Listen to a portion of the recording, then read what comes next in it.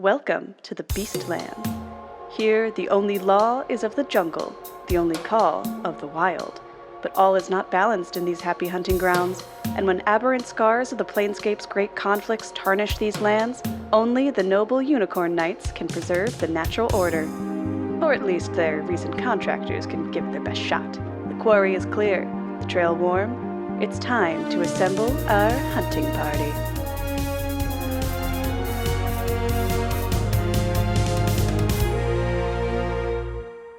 Hello and welcome to our little horror hunting D&D campaign, folks. My name is Austin, your friendly neighborhood dungeon master, and in this episode, our hero leaves behind their pre-social behavior in favor of a solitary strategy, not unlike a cat. Say hello, Sophia. Hi, I get to have a Katya alone episode. Ooh. The second one of this campaign, which is, I wouldn't have foreseen it, but it makes sense in hindsight. I would have.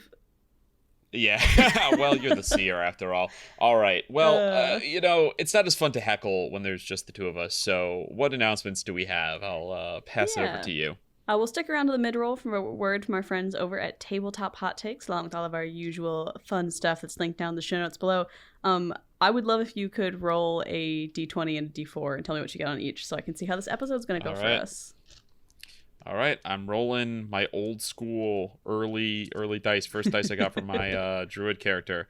We got a 4 and then evens on the d4. Oh, we have gotten the door, representation of Sigil, but instead of seeming to contain you, it's labyrinthian maze halls. Instead are represented by an open portal door, a way forward unblocked. So hopefully we will progress through this episode with minimal resistance.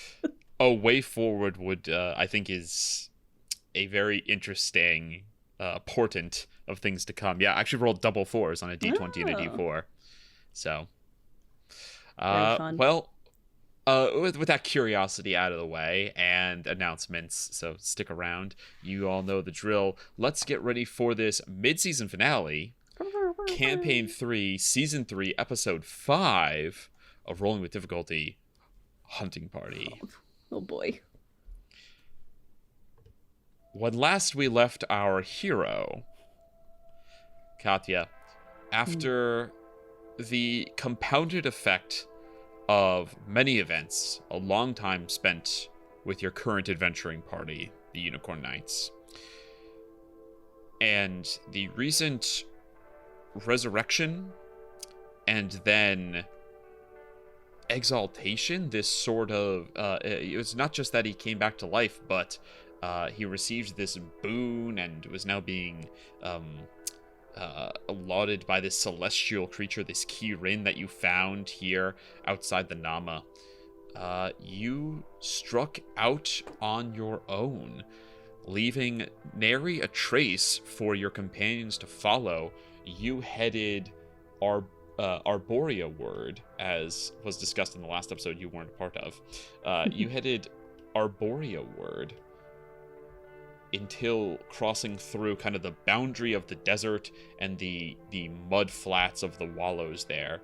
You came to the river that you had crossed previously, now upriver, and had made camp before setting off on your journey.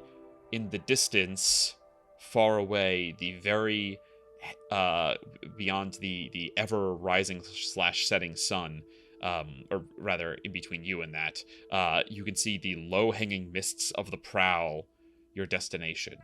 So, Katya, standing on the banks of this river, the journey ahead of you, by yourself, what would you like to do? I think Katya is well experienced in leaving places, and the number one rule when you are trying to get away is to just keep moving. So if she needs to cross a large body of water, she's got Dimension Door locked and loaded, and she will pop that off as needed to just poof herself to the other side, and her goal is to just continue forward momentum as much as possible. I think she's trying not to think too much because it's very difficult to make any of her thoughts kind of coalesce into a clear strain at the moment. She's still pretty distressed. For sure. Well, today, the strong winds are not hampering you too badly. You must cross the western river here, the Elysium Word River, as it were. Dimension Door will take you a good portion of the way, but this length of river is about a quarter-mile long, which, how far will Dimension Door get you? 500 feet. 500 feet? You're looking at about 1,300 feet. So you're looking at a couple castings of Dimension Door, and if you use it, you are going to end up in the water twice along the way. Okay, let me just check my spell list real quick to make sure there's not something else I can take here. I'm also going to ask, so this is fun, because you're going off on your own, I got to come up with new rules for the subsystem I invented at the beginning of this season about travel, which is on my D6 list. If you're traveling alone, you don't roll 1d6, you roll 1d4. So this kind of represents the, because 5 and 6 are the combat possibilities, rolling 1d4 represents that by traveling by yourself, you are much less likely to be spotted by potential enemies, but that you can still come across natural hazards, that you can come across harvestable resources, you can run into, like, animals and things like that. So that is, I'm gonna need you to roll me 1d4 for crossing the West River here, and let me know what you get. Hell yeah. That's a 4. Okay, fantastic. So how do you plan to cross this river? Yeah, I'm wondering if I can't, because I know this is not exactly rules as written, but if I could use Wall of Force to make, like, platforms at the Dimension Door points so that I could combo kind of a Wall of Force and then Dimension Door myself from, like, platform to I kind of want to create a Frogger experience. I for sure understand. That makes a lot of sense to me. I think the only hang up is going to be the range of it. So the range of Wall of Force is 120 feet. Casting time 1 action. So if you're going 500, probably what you would have to do, you'd have to, like, did you ever watch Wolverine and the X-Men? Of course. Nightcrawler teleporting across the ocean. To teleport across the ocean. You're gonna have to do that, and then you're gonna have to do that, and then fall onto the platforms. Let's see, how far does a character fall on their turn? Typically it's 500 feet. So, do you have some way to magically slow yourself? Do you have Featherfall or something like that? I don't have that. Do I have to put myself 500 feet up to have the time to cast the spell? Is that what's happening, or is it that I need to? So, rules is written.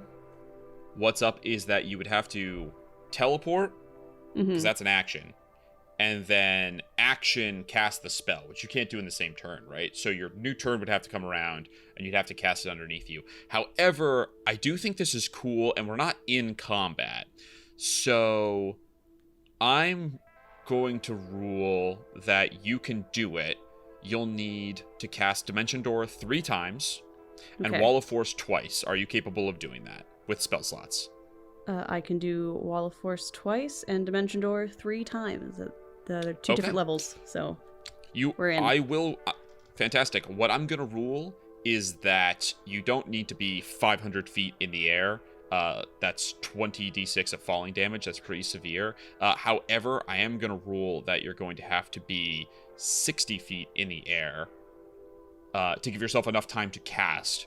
So that'll be 66 on the 2 times that you have to fall onto your Wall of Force.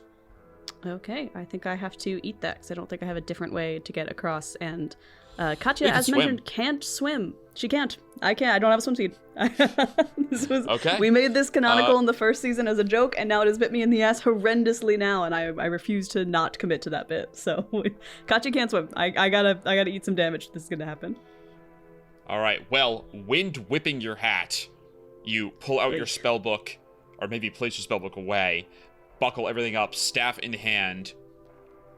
Boom! Dimension door. You appear in a burst of magic energy, 60 feet above the water. Your cloak begins flapping around you. You cast a wall of force and create a platform across the water, and boom, slam onto it. You take 21 points of bludgeoning damage. Ouch. And actually, let me take a quick look at wall of force here. Let's see, what's up to 10 feet, or you can shape a flat surface made of 10 by 10 foot platforms, which means you can create 100 feet. So I could make myself a runway to like clear some of the distance. Yeah. I think I would still need to use it twice to. You would. Let's do some quick math here, though. So you've got to traverse. What did I say? Red's not here. We have to do quarter math. mile. You've got to get 1,300 feet. Uh-huh. You teleported 500, but an additional 100 of this is 600. Mm-hmm. So that will get you down to 700 that you still need to cross. So it's gonna save you a little bit of distance teleporting, but it's still gonna be 3 casts of Dimension Door. Cool. All right. The first time you teleport, boom, run along, making sure you stay right in the middle of these 10-foot platforms. You see the fast-moving current running underneath you. You get to the next one, Dimension Door, followed by a wall of force. Let's roll one more time. That's going to be 20 points of bludgeoning damage. Ouch again. Here, as you look across the river, you've made it another 500 feet. There's only 200 to go at this point, 100 of which has your runway. As you are on your knees, getting back up from, the pain of the ankles, the knees, you see churning in the water. And as you look down, you see a familiar sight. The spot that you're standing over in the water is filled with eels. Not the fucking again. You watch as they begin to swarm up, covering the platform that you're on. And we're entering, this is a skill challenge. Now it's a one-person skill challenge. So all you have to do is rescue yourself from the eels. Awesome. Okay. Now, eels. I suspect that you have a way to get away from the eels very quickly, with only 200 feet left to the shore. And I haven't used my last Dimension Door yet. You have not used your last Dimension Door. Yeah, Katya will see the eels start to swarm over her platform, mouth a little shit, and then I imagine when she uses her Dimension Door, she like twirls her kind of cape around her, and it like schlorps up into this teleportation magic, and she'll just get the last glance at the eels as she teleports to the other side. So, because there's only one of you, to make sure that you get this off in time, we're going to do one skill check. It's going to be an initiative roll. Ooh. If you succeed, boom, Dimension Door goes off, no problem. The eels succeed, then there might be something else that you have to worry about. So, what do you roll with? You roll something crazy for initiative, I roll with +8 for initiative, because I think okay. I'm alert, is my feat. So I'm going to take as like a human you feat. add your wisdom or something to it, right? Yeah, it's like Dex crazy. Plus wisdom, or you add +5, something. Yeah, anyway. Or do you... Wait, no, you roll at advantage and you have +8, right? Because your feat gives you advantage, but then you're a divination wizard? Is that what it... No, you roll +5 because of I roll my +5, mistake. Okay. yeah. I'm like, I don't think I have advantage, but like of. my feat, I could give someone else the my old initiative. one was advantage. Yeah. Yes. Okay, well, you've got +8. The eels have +4, so I'm going to go ahead and roll this d20 here, and we'll see who comes in first. Ooh, I rolled really good. I rolled pretty good +8. I rolled a total of 23. I rolled 15 +8, which is 23. 23. Are the eels more Your- dexterous than me? I'm pretty The dexy. eels? So the eels are more dexterous. They have a dexterity of 18. You have 17, but you have a higher initiative than they do. You have a +8, they have a +4. How are you going to rule this, DM? I'm going to rule... Let me double check here because, let's see. Okay, here's what I'm going to rule. I'm going to rule this as if it had been only one. I was going to rule it as several failures because there's only one of you, right? So instead of 4 successes and maybe 4 failures, you can only get 1 or 1. So I was going to say it's either best or worst. I am going to rule it as this is like 1 failure if there are multiple. I want you to tell me what item of yours they get as they squirm up like snakes. They like squirm up and at you, and you see like their translucent bodies and their snapping jaws. What item of yours do they get before you dimension door away? They get nothing because I'm going to use one of my portent dice to give them a 13 on their roll. So even with their addition, they no longer roll higher than me. Katya, never mind, they steal nothing from you. No longer needing to bend the fates to others' whims is going to spend some on herself a little bit right now. Fantastic. And with that, you are shunted not just to the far shore, but into the grass, well away from the water, because you have plenty of space with only 200 feet left. And so, congrats, you succeed on this leg of the journey and have crossed the river. So I'm going to move you one over here. In this plane. All right. With that, there is nothing to do but walk. And with the rest of your time today, you're able to travel 2, 3. I'm going to reveal a little bit more of the map to you. Would it be helpful to pull up Katya's version of the map? If you wish. Going to reveal just a little bit more of the map to you there. Oops, reveal area. There we go. You should see it on Roll20 if you're up on Roll20. Yes, a snake. Yes, you do see the giant berm of... They were making fun of me for saying that last time. Of where this snake has just been... This massive creature has been buried by years and years of, like, decomposition and, like, dirt, like, being blown into it. Like, plants have grown... lichens grew on it, and ecological succession has gone down on this giant animal. And so it's just, like, this huge, like, mountain hillscape, basically. And you are able to make your camp in that in the shadow of it. Awesome. Is there anything else you want to take care of? Otherwise, it's a long rest and then it's the next day. I don't think I have anything immediately. I already sent to Ophelia, let her know where I'm going. She sent me her very ominous message back.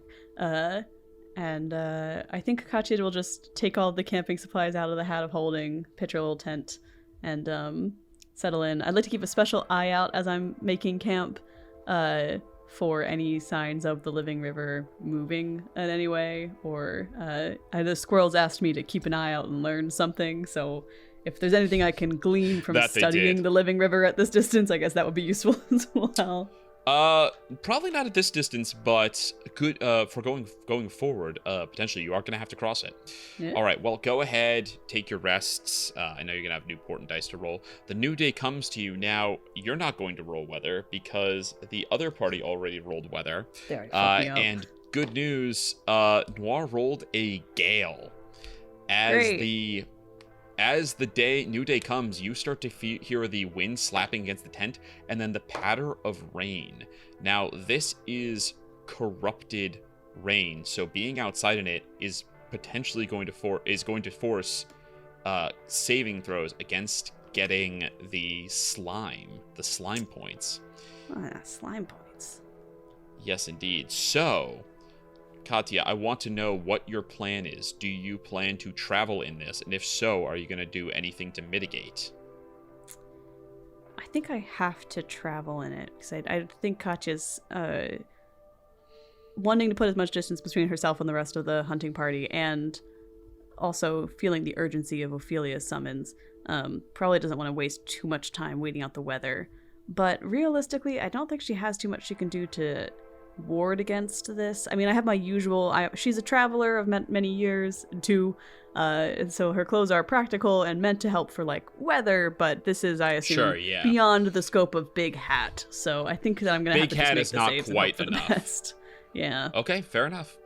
Well, the good news is that while you're traveling covered from the trees, you're going to have advantage. So for a good chunk, the first couple rolls of this journey, you're going to be rolling at the advantage when you're under the cover of trees on the Living River. I'm going to need you to roll me 1d4, please, for crossing the Living River. Let's see what you run into. Squirrels, squirrels, squirrels, squirrels. Oh, 2. Okay. Rain coming down, you pull your hat tightly, and first leg of your journey. Also, travel is reduced because of the gale, so you're only going to get 2 squares. That means that tomorrow you're going to be able to enter the Prowl, but tonight you'll just be kind of at its doorstep. Alrighty. All right, so first I'm going to need you to roll me 4 con saves under the cover of trees, so you can go ahead and make those at advantage. Give them to me in order. First one is a dirty 20 at advantage. Success. The second one is a dirty 20 at advantage. All right, Di, you are in the mix for today. The third one is a 15 at advantage. 15 is the DC. Okay. The last one would be a 7 at advantage, but I'm going to use one of my portent dice to give myself a 16 plus 2 to bring it to 18 total. As I'm using her experiences traversing all sorts of terrain. Katya's able to kind of utilize the tree covers a little bit more efficiently than most to keep the rain off of her. Very good. It would like to be wet. Yes, seeing a future where you wander out of some of the heavier cover, your portent instead keeps you well sheltered. And it's during this like kind of end of traveling over the Living River that you see a bunch of rain kind of scatter and fall down on your hat. Branches above you are being shaken, and you see a familiar squirrely sight. You rolled the same encounter as last time. The squirrels travel down the tree. Making little squirrely chirping sounds and looking down at you, and you say, you don't say, you hear, "It's her, she returns, she's back, and you hear one of the squirrels say, "Traveler, what have you learned?" My friends, it is wonderful to see you again. And Katya will dig into her hat and pull out, I don't know, some sort of trail mix as an offering. Unfortunately, I have yet to learn knowledge of the Living River itself. However, if you seek safety from the pestilence of these rains, I would suggest heading to the Nama. There is a cleansing influence there that is able to ward off the worst effects. It is a temporary haven. Hopefully it'll be something we can spread to all areas of this land, but for now, that is all I can offer. You say that to the squirrels. You have the kind of like, trail mix, this odd bit of stuff in your hand. You see the squirrels come down, and they're like heavy, right? They're big squirrels. So, when like 3 are on your arm, it's like, we're talking about like holding like a 40-pound weight. Yeah, it's like a heavy. And you see that you talk about a haven from the rains. One of the squirrels that's on your arm is, as it's scratching at itself, its fur is coming out. And its eyes are all cloudy, and it looks like kind of lethargic and sickly. I would suggest taking any of the most ill to the Nama at the least. I don't know how long it will be before the rains can be stopped. You see, they eat the food in like somewhere like 8 seconds. It's all gone and like stuffed into their cheeks. Then you see they like scatter up under the tree, and they all like, there's a little bit of like hushed whispering and chattering, and then the striped leader turns back to you and says, "The Nama, it is far, and is far from the trees, but we will spread the word." And then you hear like the shaking of branches, and you say like, "Yeah, spread the word." Good. I know that it is a difficult choice to decide to leave your home, I assume. A home is a valuable thing. But It's all I can offer information for now. If I learn anything else about the living river, I will be sure to return and tell you of it. You hear some chattering, and one of them says, "We will send ahead those who are sick. I will stay behind to watch for the snake." And you hear when he says the snake, all the other squirrels go, "Snake!" and like scatter and like run up the trees. Katya will also instinctively be like, ah, and like take an action pose. "Thank you, one who brings nuts and seeds." It is my pleasure. I hope that you are as safe as you can be. And with that, they scurry up the trees. A bunch of like leaves and bark and shit like fall down onto your hat. They make like wherever they go, they make a huge mess, tearing shit apart. I should have asked for directions, Katya mutters to herself as she like starts wandering off in the direction she was currently going. Well, with that, we've got 4 more con saves as you leave the Living River shelter. These ones are going to be straight, so... Oh, just straight, okay. Yep, these ones are going to be straight. A natty 20. You no longer have shelter. Okay, success. An 18. Success. 17. Wow. Ooh, and a 13. And I don't want to spend my portent on this, so you get this one. You get one, Austin. You can slime me. Well, I'll let you know that you've been traveling very slowly. This is the end of your travel day. Mm-hmm. And you are going to make it to the outside of the Prowl. So if you want to spend one of your portent dice, you can. Your new day is going to begin.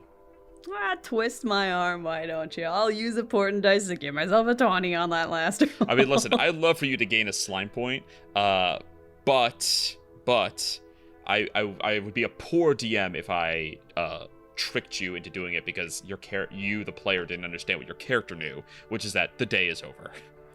The day is over. Katya will use continue enriched with the knowledge of the squirrels. I'll use a portent dice to help navigate a bit. Okay. Yeah, and that ends today. So if you'd like, you can go ahead and take another rest. Yeah, I think this rest is a lot more contemplative for Katya. I think the previous one was still kind of in the anxiety of the journey, and now that she's fully into the travel of it, I think she's starting to settle into her old routines, the solitude that she's very used to as she just sort of goes about the steps of setting up camp. You set up camp in the rain, dreary, and you look and see the tops of the trees and the outermost branches of the Prowl, everything else obscured by a heavy hanging fog, thick as soup. With that, you tuck into your tent for a night's rest. The next day comes, and this was rolled to be a fair weather day, so you do not have to worry about any more rain. Hooray. You emerge from your tent, have whatever rations you still have for breakfast. Slightly less trail mix than before. Slightly less trail mix. Pack away your things. And you stare the few hundred yards, less than a quarter mile at this point, away. That is the start of the Prowl, this just massive primeval forest.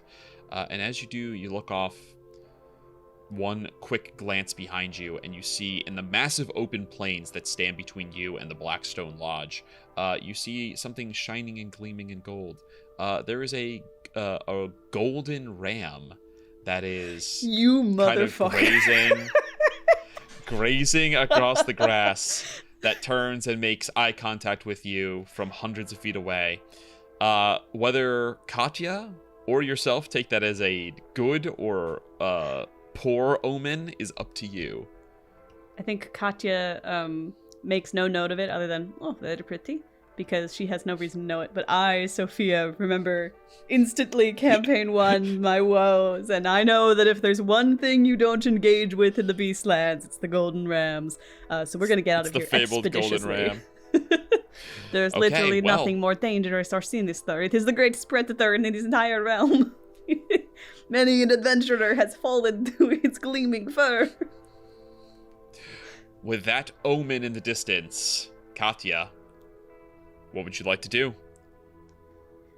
I don't know that I would like to go into the Prowl, but I think that I have to. So I remember looking at my map, I can see that half of it appears to be the domain of the Wolf Lord and the other the Cat Lord. I'd like to veer more towards the Cat Lord side, but I know at some point I'm going to have to cross this river, so it may also just be that I follow the river until there is a part that is narrow enough to hopefully just single teleport across.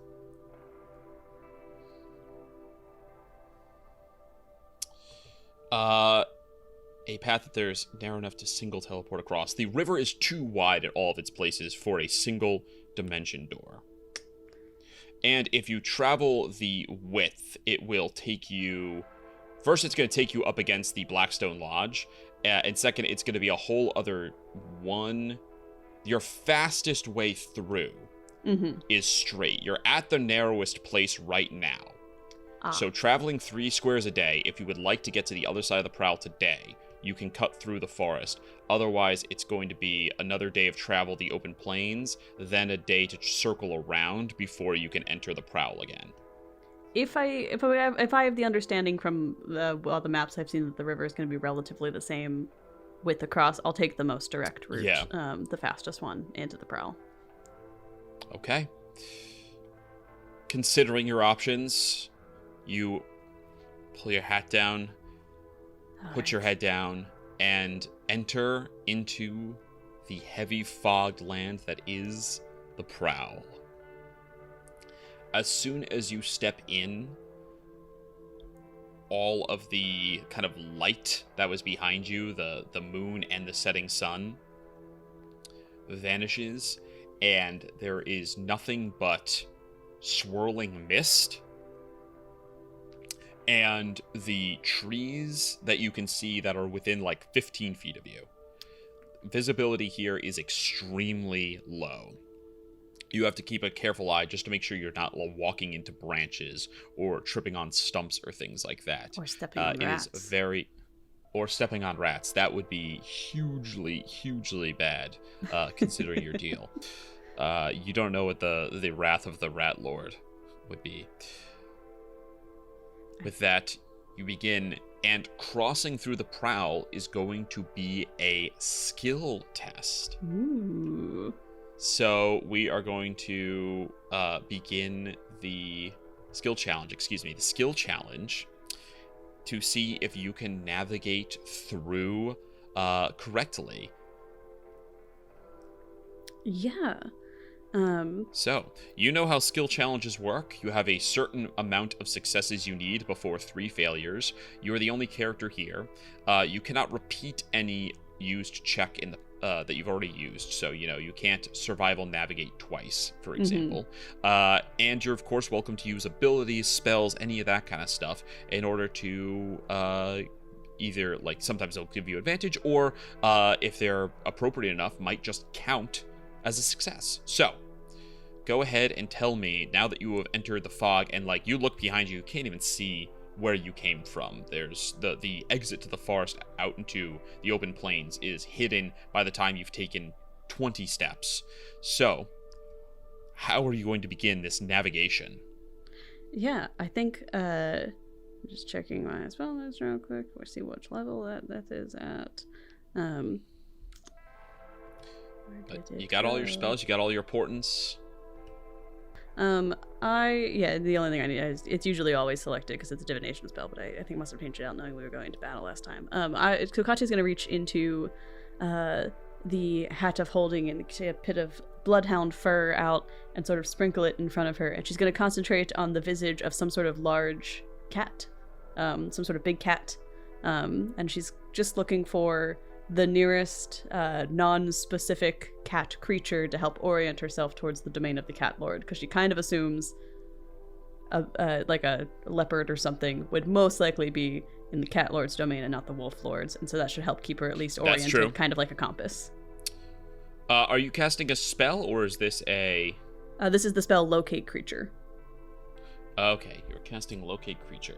So let me see here, because you've got miles to go. So let's see what locate creature says about...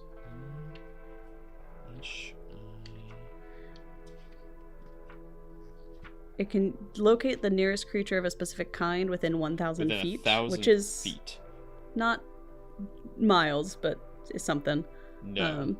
1,000 feet. So, you cast your Bloodhound spell, and you took out your Bloodhound fur and cast this spell, and you begin to move. You don't get any pings at first, but it's concentration. You have some time, and so you begin to move through the prowl.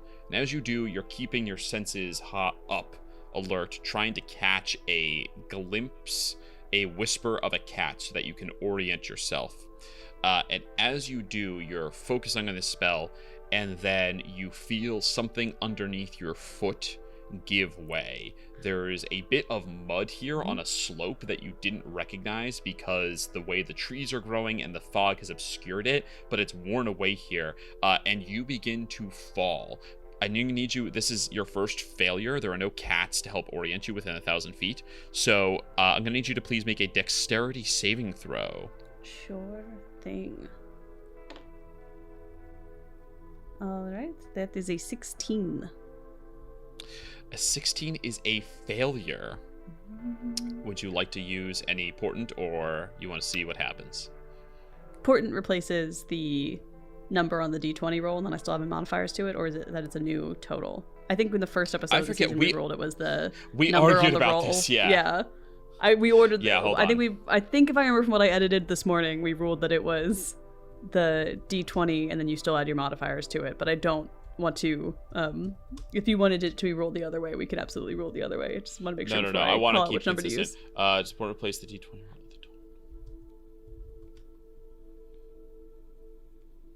Yeah, replaces the d20 roll. Okay. Fantastic. So, okay. In that case, you slip and you fall. You tumble down through the vegetation, past trees, and eventually, thwap, you land with your back against a tree down at the bottom of this hill. Until you take a rest in a safe haven. So one of those, for example, the Blackstone Lodge or the Grove of the Unicorn was one. You are clumsy. Clumsy means that you have disadvantage on dexterity-based attack rolls, dexterity ability checks, and dexterity saving throws. Sorry, I should have interrupted you before that, but I was asking so that I would know which of my portent dice to use too. I'm sorry. If I had to blow the highest one or not. My mistake. It replaces the dice, not the total. Gotcha. Then I am going to use a portent dice to give myself a 16 plus 4 to bring it to a dirty 20. Okay. In which case, you see the portent of things to come and manage to catch yourself sticking your staff out into a root. My joints. That's why we have walking stick. That's why we have walking sticks. Yeah, so you do succeed on that saving throw. You are not made clumsy. And you have traveled further, but you are still kind of lost here in the mists. As you catch yourself and orient, you carefully make your way down the slope, and as you do, you spy that there is a set of eyes looking at you from out in the forest. Do the eyes look Wolverine-ish or feline? As it gets closer, you see that it is a small animal. Not feline, distinctly not feline. It is a coyote. You see this kind of mangy-looking coyote that approaches, tongue lolling out, panting. And as it looks up at you, it sits, and then it lets out a snarl, this growl, and says, "We will not suffer a feline to stride through our domain, not during a crisis such as this. Turn back." Katya will do a low kind of bow curtsy. I apologize, it was not my intent to tread in your territory. I am a traveler, and I am a bit, admittedly, lost. It is my intent to get to the domain of the Cat Lord, and I had not wished to stray into your territory. if you would be so kind as to show me or point me the direction to leave, I will continue and let you go about your business. Okay, go ahead and make a persuasion check. I'm going to set the DC for this is going to be pretty high because he's really inclined not to like you. So I'm going to set the DC at this as a hard test all the way at a 20. All right. A 16 plus 4 for my persuasion is going to bring me to a dirty 20. You see that he looks a little bit perplexed at this. And you sense that you haven't completely convinced him here, but that you've kind of he's like open to listening now. Like he's not quite ready to take you, but he kind of tilts his head a little bit. And make an insight check actually on that successful persuasion check. Make an insight check. Less good. That's a 14 total. On a 14, you look at him and you catch his eyes going from your face, and they go down to how do you carry your water? Do you have like I assume you have like a water skin, basically? I think she's got a canteen that just like lives in the hat of holding, although I could have it in my belt for the narrative at this point. Just kind of like a little skin down there to sit firm as she's walking. Sure, for convenience from all your walking, having the water out. He looks at the canteen and drops out the tongue out again, and you realize that he is super thirsty. Katya will slowly reach and grab the canteen. I know that the water around here has been difficult to cleanse, but there is one place on Brux where it is clean, the Nama, and this water is from there. If you'd like, I'd be happy to share it. We are forbidden to drink the water. Well, it makes us sick. And takes a sniff at your canteen. Take the cap off and just sort of like offer him to investigate it however he wants. Yeah, he sniffs, and then if you want to, he like opens his mouth so you can do the lapping, like from a hose that a dog does. Do a slow trickle so it's not too much all at once. Yeah, it doesn't get lost. He laps up the water, and doesn't let a drop go to waste. After you're done, he licks his chops and collects like the little drops that had formed around on his muzzle and whiskers, and he says, "Why do you not try to kill me?" I have no reason to kill you. You are simply You are a cat. I am Katya, but I am first and foremost at least I am a unicorn knight, I think, still, and I am a person, so I get to decide what I am. It's the advantage that mortals have, and in my case, I've decided that I don't want to kill you. You seem like a nice fellow. Thirsty, perhaps, but that's why I have water to share. You see, he stands up and he does kind of a circle a couple times. He kind of circles, and you can tell he's considering what to do. And then he looks up at you and he says, "I will show you a way towards the river. The way out. Only for a short time." He looks off kind of nervously into the mists and he says, "I am not the only one who knows you're here. And they are not happy either." I would be grateful for any aid, but please do not put yourself into harm's way. You have helped me. I shall help you for a moment. Come. And he starts to kind of bound through the mists. That is one success on your skill challenge. All right. He leads you through and around, keeping you away from some thickets you notice that might have some really grown close together trees that might have really slowed your progress. And after some light jogging to keep up with his bounding, you see that he sniffs the air, and kind of tail between legs, comes back to you and he says, I go no further. There are larger beasts nearby. My larger brothers. Go careful. Go swift. Thank you. I hope that you are able to get back safely as well. I'm sorry, what is your name? I am Katya. I am a coyote. A coyote. You have been incredibly helpful and kind, coyote. Thank you. And off he goes. All right, you're at 1 failure but 1 success. What would you like to do next? You've been led a little bit along your journey. Yeah, Moving he mentioned a little bit closer to your goal. Bigger creatures about, so I think Katya is going into stealth mode. So I'd love to maybe just try and make a stealth check to try and move less conspicuously through the brush. That is a great contribution to the skill challenge. Let's see here. I'm gonna pull up so there are, supernaturally powerful animals here. But I am going to pull up, let's see, monsters. Let's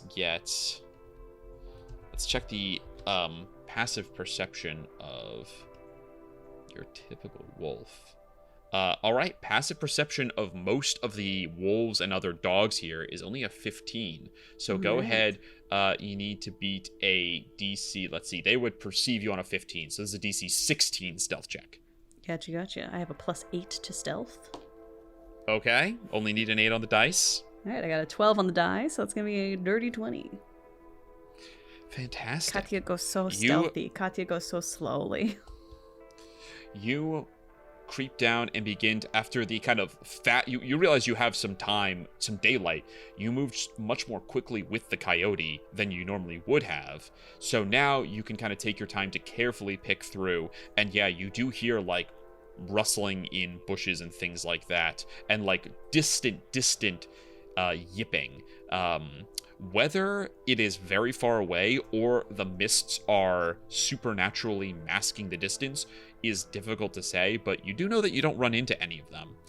What you do run into on your second success, as you creep through the underbrush, you're kind of staying not to the open trees, but to where there's a little bit of space between the trees so some light kind of gets in and you can stay hidden. And as you're creeping along, you come across a flower. Ooh. You see that it stands out in a shaft of moonlight that cuts through the branches. You see that it has these tall spikes of these vibrant hood-shaped flowers. They're all this kind of like dark purple. The leaves are very like glossy. They're almost like they've been shined. And they have like these long lobes like their hands. And it's growing kind of by itself in the moonlight here. This plant is called wolfsbane. And if you'd like to make an Arcana check, you might learn what it does. I would love to make an Arcana check. Okay, that is a 21 total. As you see this wolfsbane, your eyes kind of widen, because you know that wolfsbane, if correctly harvested, which you'll still need a successful harvest check, but if correctly harvested, you know that it has 2 uses. The first is it can be formed into an arrow of slaying for any creature that is a shape changer. Ooh. The second use is it can cure lycanthropy. Oh. Okay. I think Katya has done a lot of research into the various forms of lycanthropy. There's many different ways that you can become aware of something in the planescape, and since she doesn't know exactly how she got her particular version of it, she's been studying many, many methods. And so I think that the Arcana check to play it forward, like, she's of course familiar with wolfsbane. I'd recognize this anywhere. It's one of the few things that can cure lycanthropy. It's very hard to find blooming, which is when it's potent. But if anywhere in the domain of the wolf lord, like, kind of, it's like I feel like maybe it's kind of an of course moment, right? Mm-hmm. I'd like to look around the clearing that it's in. Does it seem like it's tended in any way? Does it feel like this is something that someone has been growing purposefully? Because it is something that's unusual to find. I don't want to steal. It is. Go ahead. Go ahead. I guess perception would be the most appropriate skill here. Make a perception check. It's going to be a 26. 26? No, it seems to be, you notice some dog tracks nearby that are larger than a typical wolf, but you don't find any, there's no signs of people messing around here. I think if I can ascertain that the clearing is empty and I perhaps have enough of a breathing moment to try and harvest it, I'd love to attempt to harvest the wolfsbane. You absolutely can. There's something else I wanted to mention because I don't, it's hardly ever come up. You use the charges from the Staff of Possibility almost exclusively for Death Ward. But there are 2 other spells that you can cast. This is true. One is Clairvoyance, and the other is Borrowed Knowledge, which gives you proficiency in a skill for 1 hour. Well, hey, if I could get a... What's the herbalism kit? Is that gonna... I'm trying to think what the nature. Skill... This is a nature check to harvest. Yeah, it's an intelligence nature check. Yeah, I'll totally cast Borrowed Knowledge to give myself that. Yeah, Katya will take the staff in her hands and feeling that it's still buzzing a little bit from the charges she used to Death Ward Kireek last, she's going to kind of turn it a little bit, grab the staff, and focus as she channels magic through it to cast Borrowed Knowledge and give myself the nature proficiency. Fantastic. And could be useful for any of your, upcoming skill checks. Yeah, so you gain proficiency. The intricacies of the growth of this plant fill your mind. So this is going to be an intelligence check plus your proficiency bonus, since you took proficiency, in order to harvest. So go ahead and roll and tell me what you get. Using the best tools without your herbalism kit, using the kind of best tools you have in in your hands. Probably just actually my hands, with a 13. Probably just actually your plus hands. 5 from my int and 5 from my proficiency bonus. That's going to be 23. 23 is enough. Carefully to preserve the roots, because you know that while it doesn't need to be alive, the root system needs to be intact. You gently pry it up, shake the roots from it, and then pull out. I'm sure that you have many different sleeves and things for carrying different kinds of food, your jerkies and stuff like that. Pull out a bit of wrapping that you would normally use for like a crust of bread, and gently press the entire plant in, fold it up, and place it back into your hat of holding. I'll give a glance around the clearing, a little nod towards where I pulled the plant from, and then continue on my way. Fantastic, yeah. So that was not part of the skill challenge. That was a separate encounter. But you can mark down that you have a wolfsbane. It does need to be prepared. So unlike a lot of the other, obviously, right? Unlike a lot of the other, either crafted if you're making an arrow slang, or brewed if you're making a cure for lycanthropy. So this is something you'd have to work on during downtime. Totally. Yeah. Okay. Very cool. All right. 2 successes down, 1 failure. What are you going to use next? You've used locate creature, which failed. Then you used, we'll call that a persuasion check with the coyote, which succeeded, and then a stealth check, which succeeded. So what skill are you going to use now? I think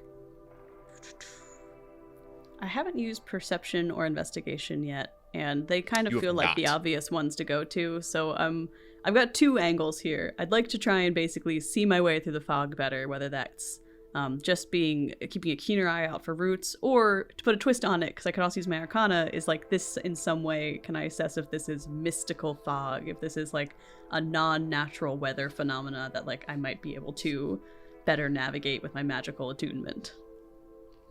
I like where your head's at. I'd say that Katya instinctively recognizes it's being kind of magic. Whoops, hit the microphone.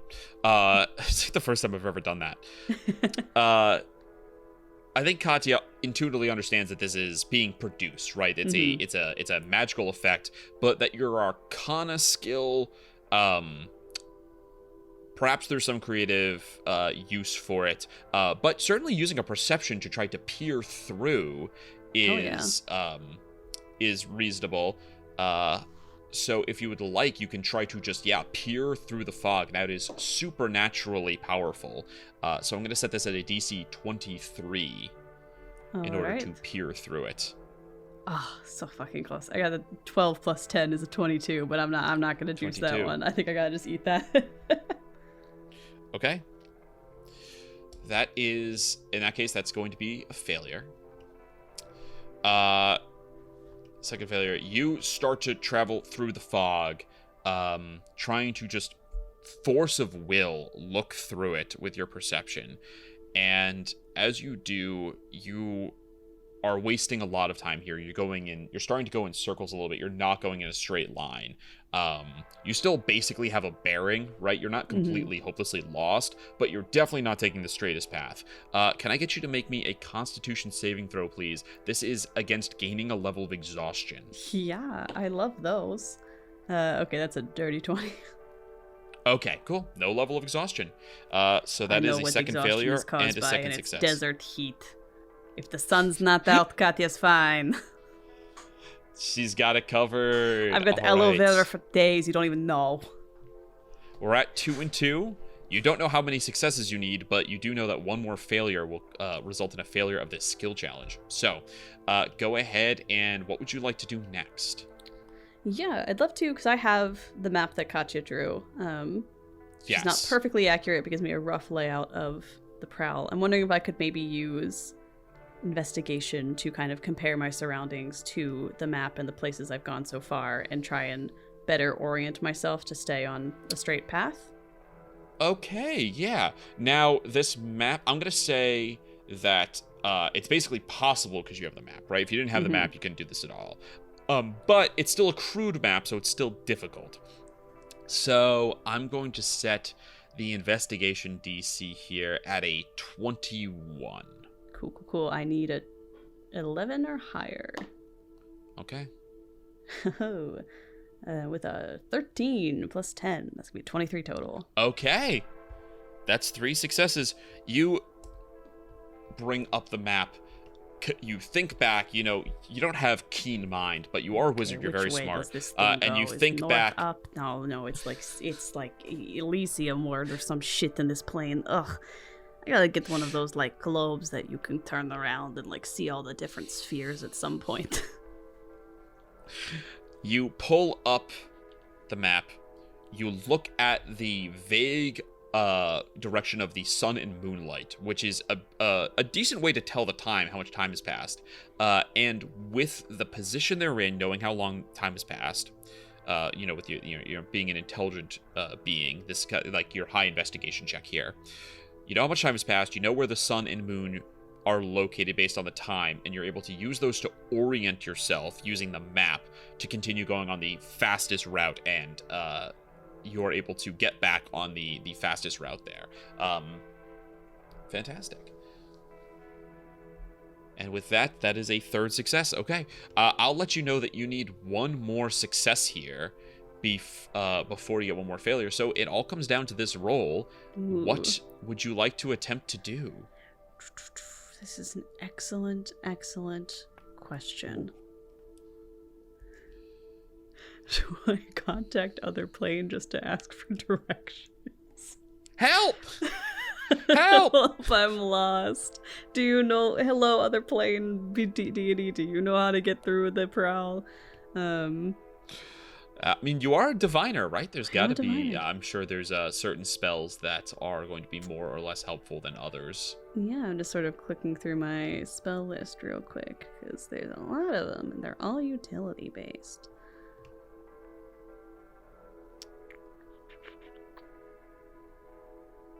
Utility is good. You're trying to find your way through a magical forest.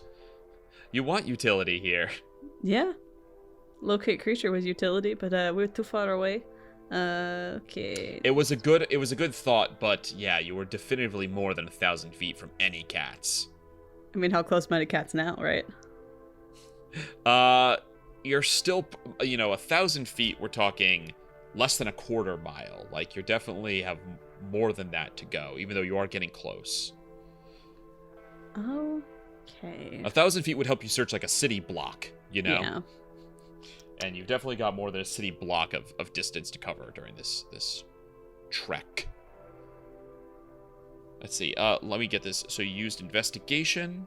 Mm-hmm. You used persuasion. Stealth, persuasion. You used stealth. And then you didn't succeed on casting a spell. So there are definitely other options you have here. You still, your survival's not good, but you do still have survival, which would be the most obvious, right? Mm-hmm. You could still use perception here. So there are definitely some. I thought I failed on options the for you. perception check I made.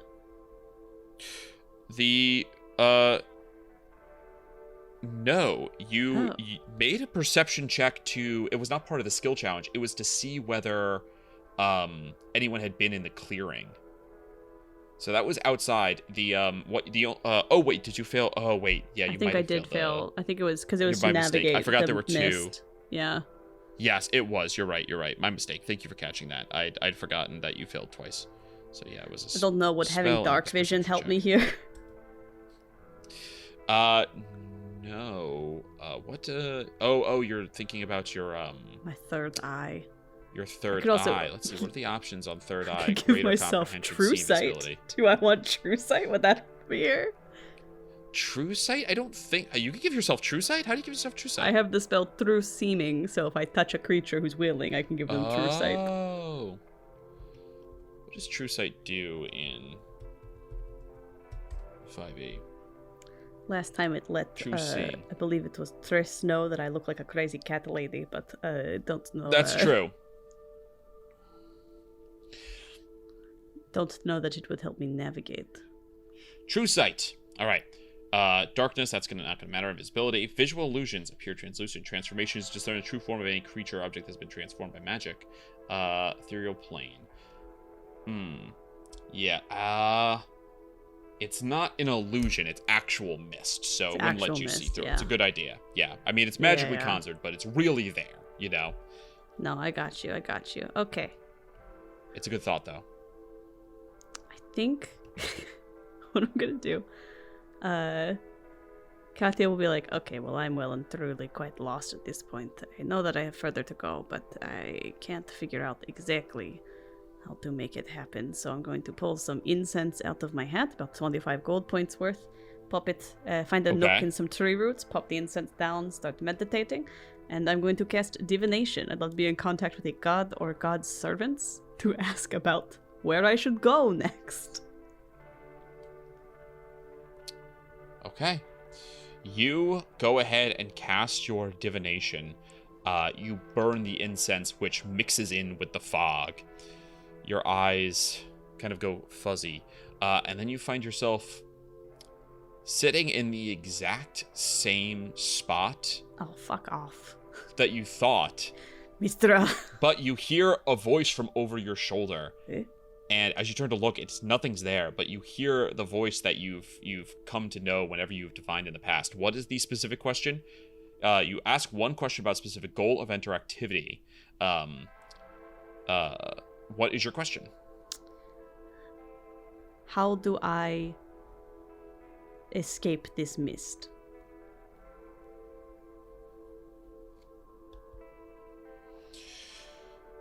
You hear the voice come to you and says, "Listen well. The river is near.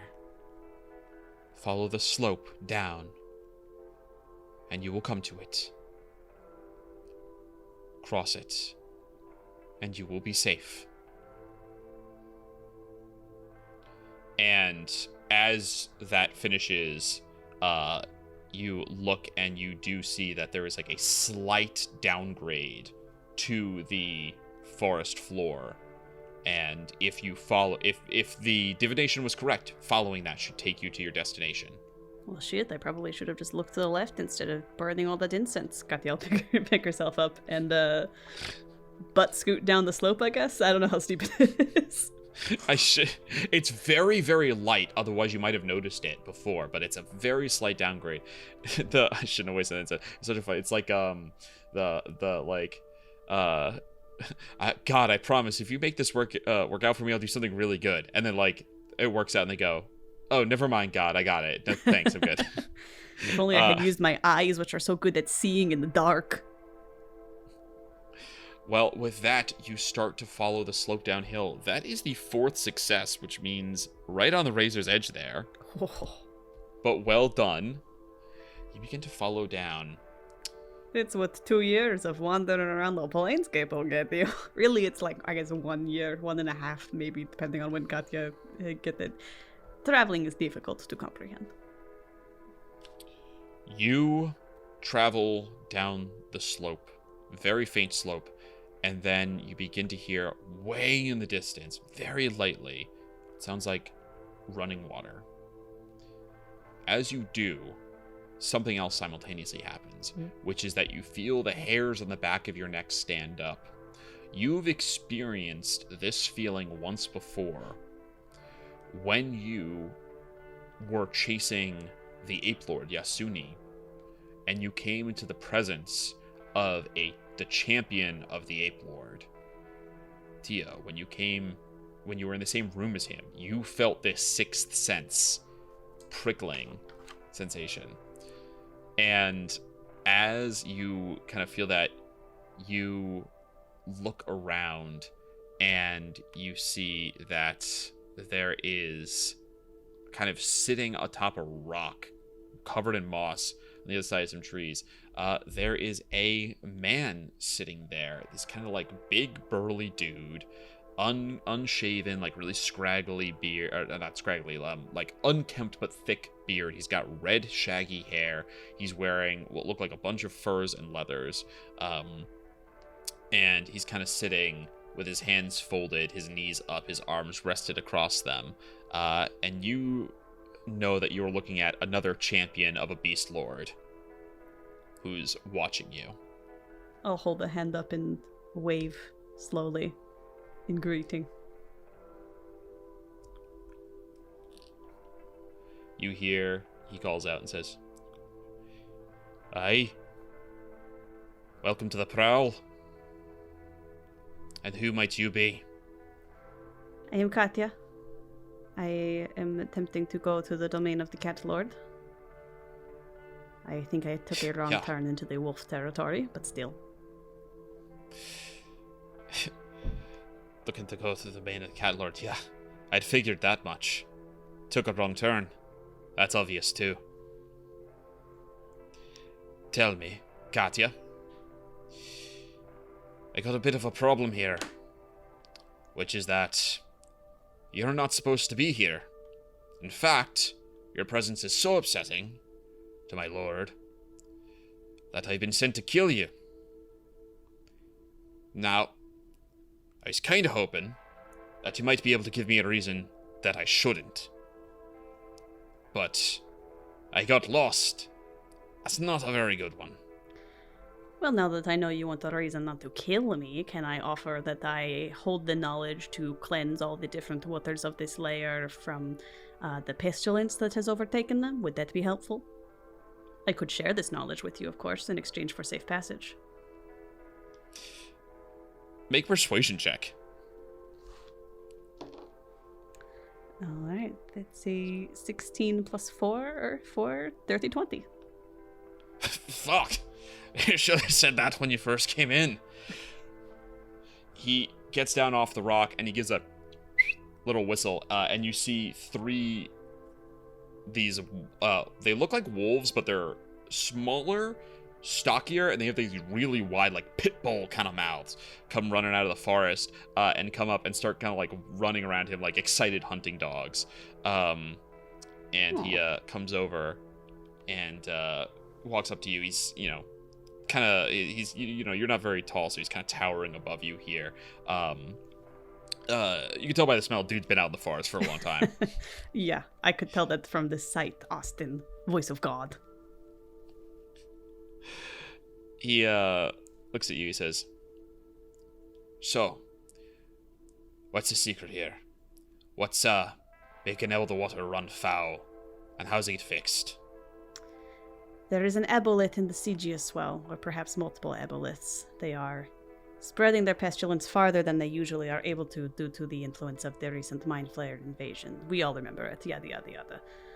I am a unicorn knight, and the party I was with found one place in Brux that was not claimed by this pestilence, the Nama.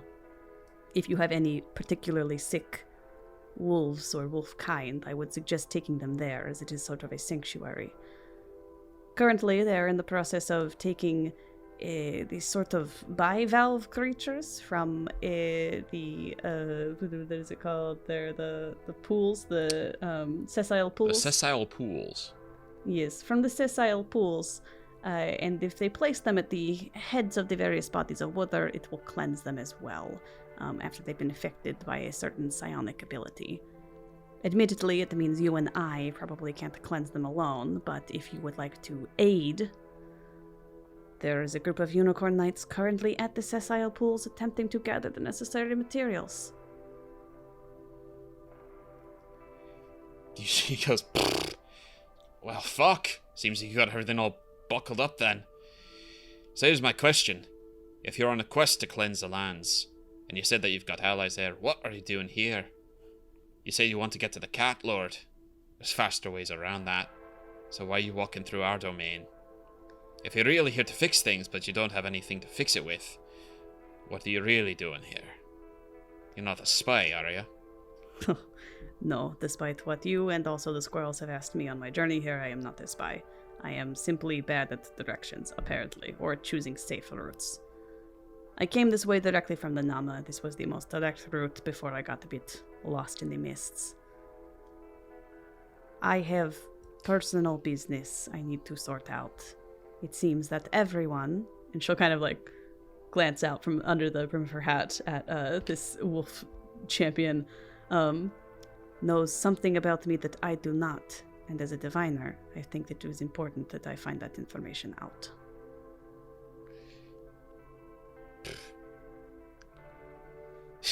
You're, giving me a little too much credit there. You stink like cats all.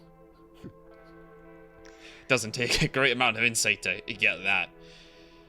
Alright, so not a spy. Comes straight from the Nama. We had a few who are sick, to tell the truth. But, they're long gone now. We've all been banned from going to the river. So, none more sick yet. But, many of them thirsty. Could be they start disobeying orders soon. If they don't get a drink. I'll pass on this knowledge. Make sure that Regulus knows. Maybe he'll allow his, children to run off to the Nama. Sate themselves. If they can make it that far safely. But looks around, looks at the 3 wolves he has with him that are all kind of, like sitting and whimpering, and says, dangerous journey may still be worth it. Can't be more dangerous than staying here doing nothing. At least sending some to bring water back to drink might help stave off the thirstier among you. I shared what I could with the coyote I ran into, but there's only so much one water skin can carry. I'm sure. Alright. So you've got a way to fix things. You said you got allies already doing it. And you're trying to cross to the outside of the Prowl. I take all that. I get everything right there? That is about right, yes. I am Katya, by the way. And she'll reach a hand out. Yeah, you'd said. Katya. I'm Murdo. Murdo. Aye, that's how Erin calls me. Well, I appreciate that you did not kill me on sight. Am I to take this conversation to mean that I am allowed to continue, hopefully, in a much more straightforward direction towards the cat's domain? Aye, if you do it quickly. I'll keep the other dogs off you. There's something you should know, though.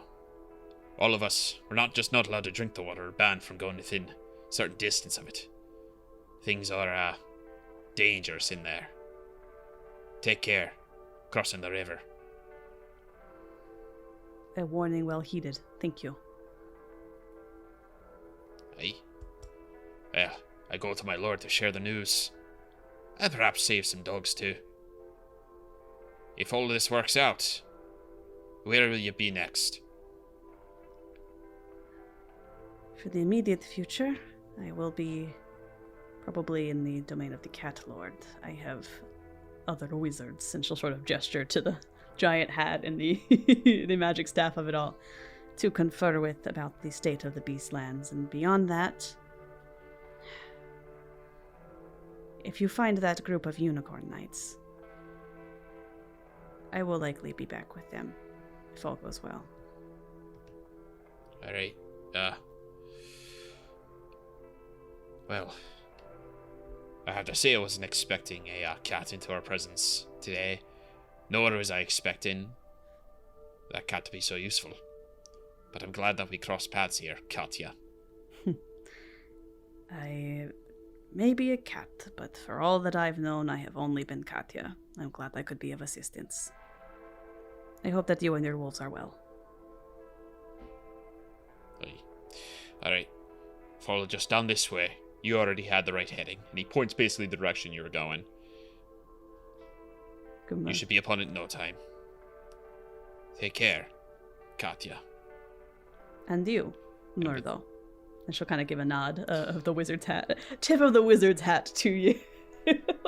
And head on down the path. Yeah, he goes. They were bone-crushing dogs, is why they have such big, wide heads. Don't want to get my bones crushed. No, you would not have wanted to to see what they can do. Yeesh. All right.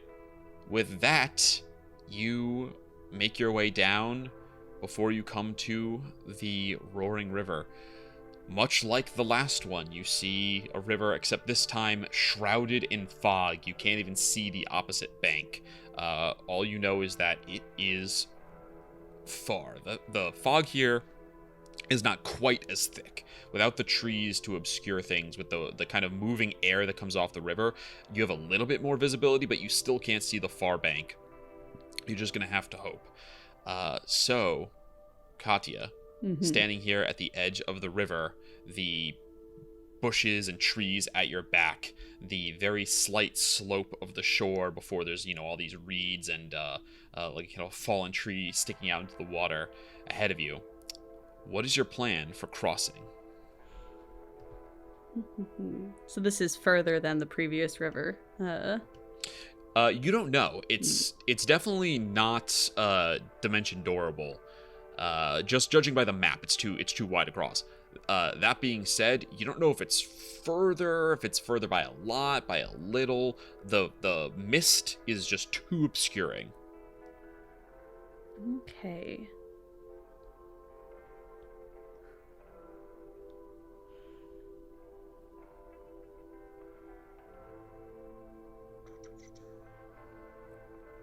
I'm wondering if you can fill the hat with the river and thus drain it. Oh yes, of course. But then the hat of holding would then be very damp. That would be uncomfortable to walk around. It'd be super damp and uncomfortable. That's really true. So reverse gravity it's like a 100-foot high, 50-foot radius. Okay. Does it move? I don't think it does. I'm not to reverse gravity myself, although it did occur to me that I could do that. But if I could I make 100-foot high can I make the cylinder stay on its side and go across? And I'm wondering if I can try and clear the mist a little bit. It's not really what I need is a good gust of wind, but unfortunately I don't think I have that. It's a good thought. Reverse gravity, all creatures in that area, creature can make it spell ends. Okay, so I don't think you can move it. What you could do is you could move. I think it would move the what it would do is move the water, which would move the fog. Right? You could How make deep is the river, right? the river at its center gets pretty deep, but you could raise it up. The problem is that it's only going to get, it's a 50-foot radius, so it's 100 feet long. So you're going to be able to cross 100 feet of river with the reverse gravity. Although, I dig it. It's a really good idea. You're just Moses parting the river. Katya, pardoning the... You don't want to talk to any more eels today.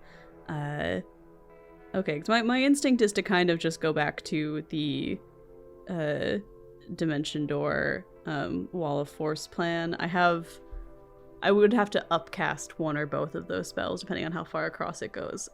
But I could potentially get a ways across. Have you used what? You used one... I've used a 4th level spell. Casting of divination. Gotcha. Yeah. Okay. Or no, it was locate creature, because divination is a ritual, so I took the time to... Oh, yeah. Okay. Wow, locate creature is a 4th level? Wow. That seems really high for that spell. Because locate object, not 4th level. Yeah, no, sometimes, and I get, like, wanting to be higher than locate object, but sometimes there's stuff in here where I'm like, I think it just used to be more powerful in older editions, and so it's higher level, and they just kept the level without really thinking. Anyway, I'm not going to redesign D&D today. Anyway, all right. Yeah, I mean, there is the tried and true. I do also have Misty Step, so I could kind of, with a bonus action, juice the distance I'm traveling ever so slightly, but it's only 30 feet, so like... It is only 30 feet. With 500 feet, you're looking at basically rounding errors with the Misty Step there. Yeah. I think I'll start with one of the Dimension Door Wall of Forces and just see how, when I get to the edge of the Wall of Force, if I can see beyond me at all, if that sounds reasonable. Yeah, I think it does. All right. As you stand here considering what you're going to do, could I have you please roll me a perception check? Yeah, my passive perception is also 20. And that's a 28 perception check. Okay.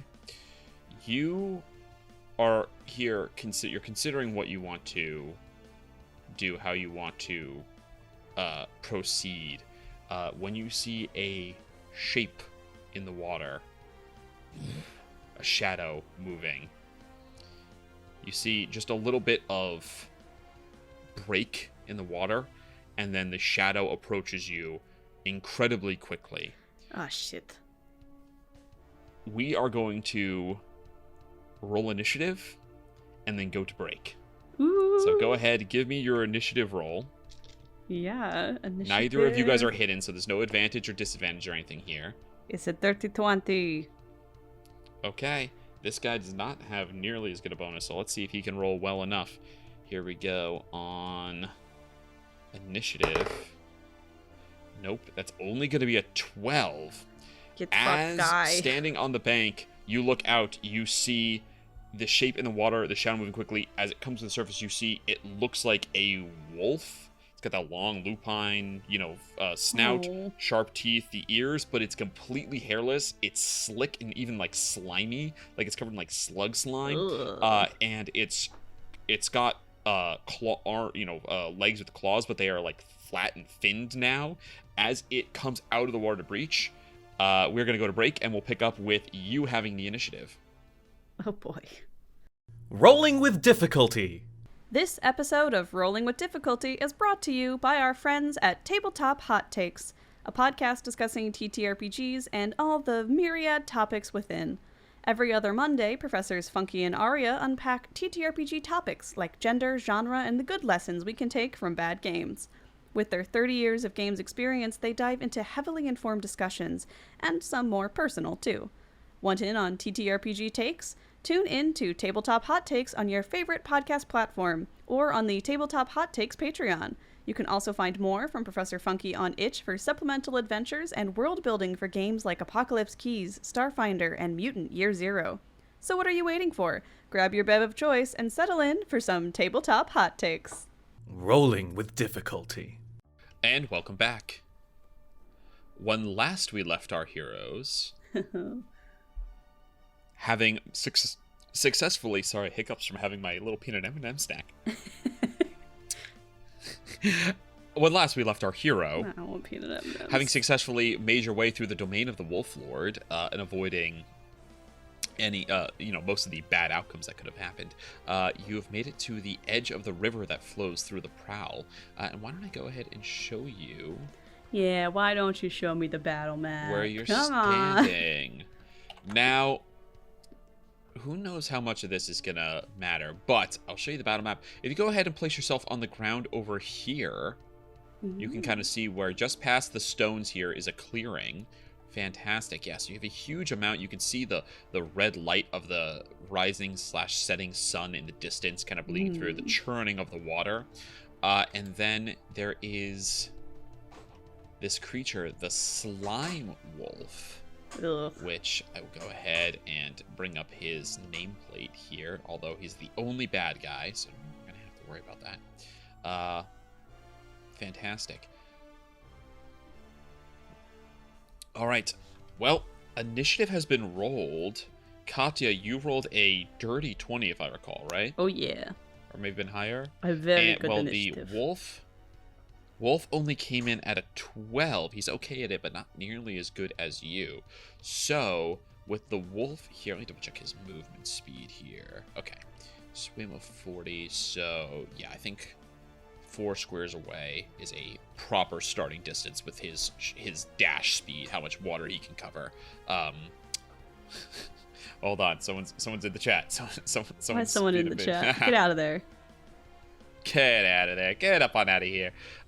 You do have the initiative, so with this, horrid, freakishly devolved creature coming at you, really what it looks like is,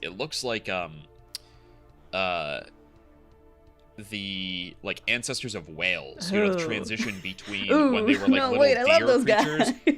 The little dudes in the murals it's at like museums. it's got yes. Why would you looks give me a my lot favorite like that. thing? As it approaches, Katya, you have the initiative here. So what would you like to do?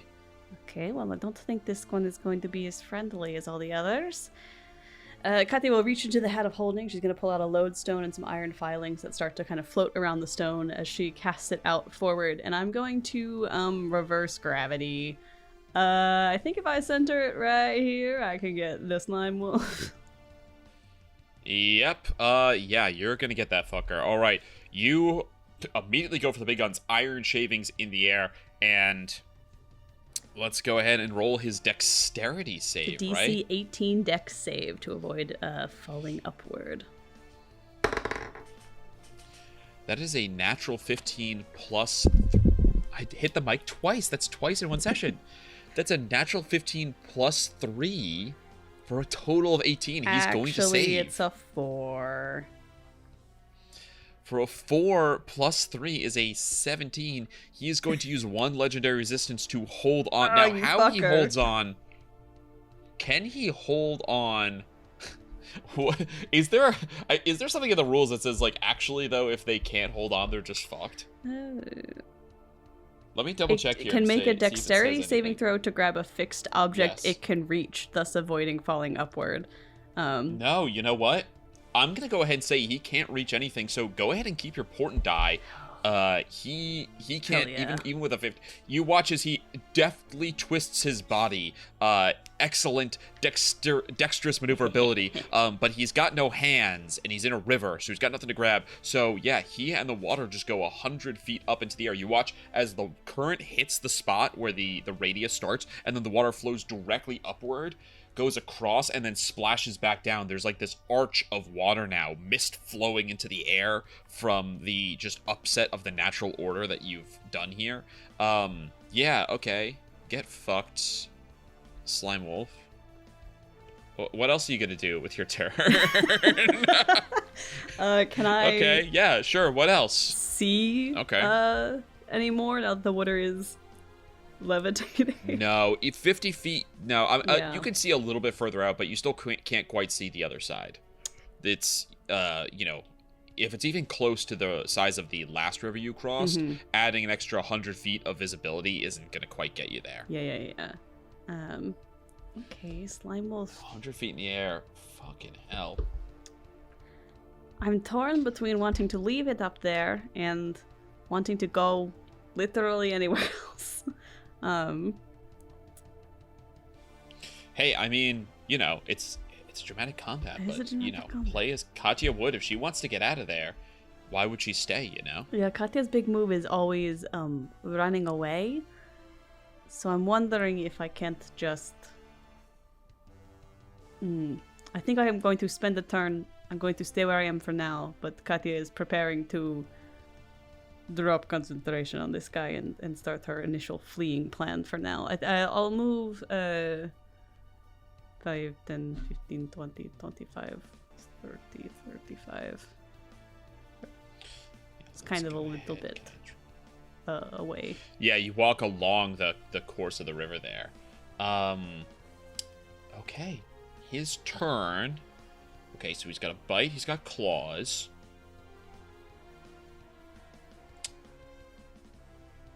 Grapples. He does have one ranged thing, but it's 60 feet.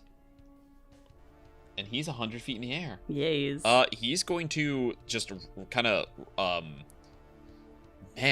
really his legendary resistance would have saved him, except for he don't got no claws. He doesn't have hands. Yeah, he's gonna just thrash about. He will take the dodge action, technically, Okay. but yeah, he's just gonna thrash about in the air as you hold concentration, and you can feel like the hairs on your body like being pulled upwards. You're not in the range, but just proximity here, things are still getting a little bit weird. And you can see like some of the trees, like the branches are shaking from the weird gravitational distortion. Okay, what next? That's all he's got, folks. Yeah, I don't think Katya is particularly invested in killing this guy, but she just kind of wants a head start on trying to get away from him. So I think I'm going to start, if I could dimension door just out over the water as fast as possible to begin. Although last time I was doing that was not in combat, so I don't know that I could actually pull off the same trick as before. We are in combat. The same trick will not occur. Yeah. You will have to enter the water in order to pull off the trick. The alternative is we basically drop out of combat, but that means if we're all out of combat, he's going to be able to chase you, right? So there's going to be more opportunity to confront him. So if you want to stay, you know, even with his great speed, if you're teleporting 500 feet around, that's just the end of combat. That's done. He's never going to be able to catch up with you. But it means that you're stuck with combat rules, one action, one spell per turn, which means you're going to end up in the water. I think, but that makes sense, right? There's a threat here. You don't quite have the wherewithal that you did when you were initially crossing the river. I don't have the extra brain space to figure out how to make both my actions happen, prepare spells. Exactly. No, that makes sense. I think knowing the limitations of her own abilities, Katya will, on her turn, she's going to drop concentration so that he falls at the start of his turn. All right. And I'm going to pull out a little lens from my hat and like flip it around and then spin the staff to whir up a sunbeam. And I'd love to hold firing it off till he's within 60 feet of me, so I can fire him with a sunbeam. Okay. Well, as concentration drops from your held spell, he falls. As he falls down, go ahead. You want to beam him mid-fall? Hell yeah, I do. I want to spear him with a radiant light. If he can make a DC 18 con save to see if he takes half damage. Ooh. He failed. He is going to use a legendary resistance here to succeed. So he'll take half. So to take half, he is not. I've learned my lesson from the past. Don't ignore the sunbeam. It's a nasty one. It's gonna be half of 68 radiant plus whatever he takes from the fall. 26 points of radiant damage that you can have to 13. So down to 13. Okay. Go ahead and roll 10d6 as well for the 100 feet is about to fall. Oh, I'm so sorry. I just rolled 66, not. I just rolled 8d6 instead of 68. So let me re-roll that. Oh, okay. Yeah. That's all right. An easy goofing. fix. I'll put him back to max hit points. No problem. 1, 2, 3, 4, 5. Okay. 6d8. We can do basic Dungeons and Dragons. 27 points of the radiant damage halved. 27 down to 13. Yes. So it really did not make much now of a the difference. 10d6. 10d6, okay. Did not, no, 8d6 and 68, yeah, I mean, at the end of the day, that's yeah. They're the same. 8 times 6 or 6 times 8, you know? 36 points of full damage. Whoa, okay, yeah. Boom. Just a devastating turn as he gets beamed mid-air and then hits the mud along with a whole bunch of water just crushing it down around him. Jeez.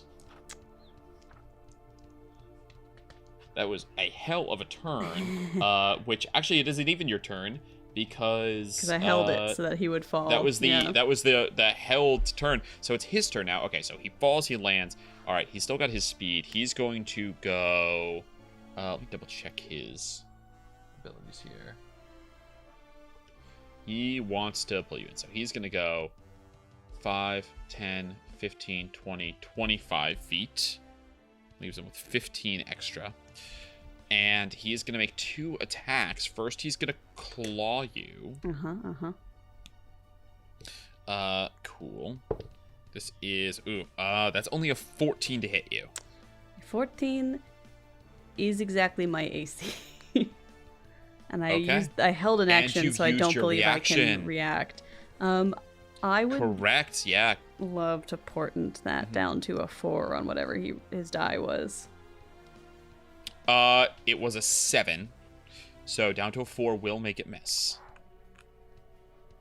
All right. So the claw misses as he comes out and slashes at you. You step back as you see it coming. However, he is now going to attempt to bite. Of course you are.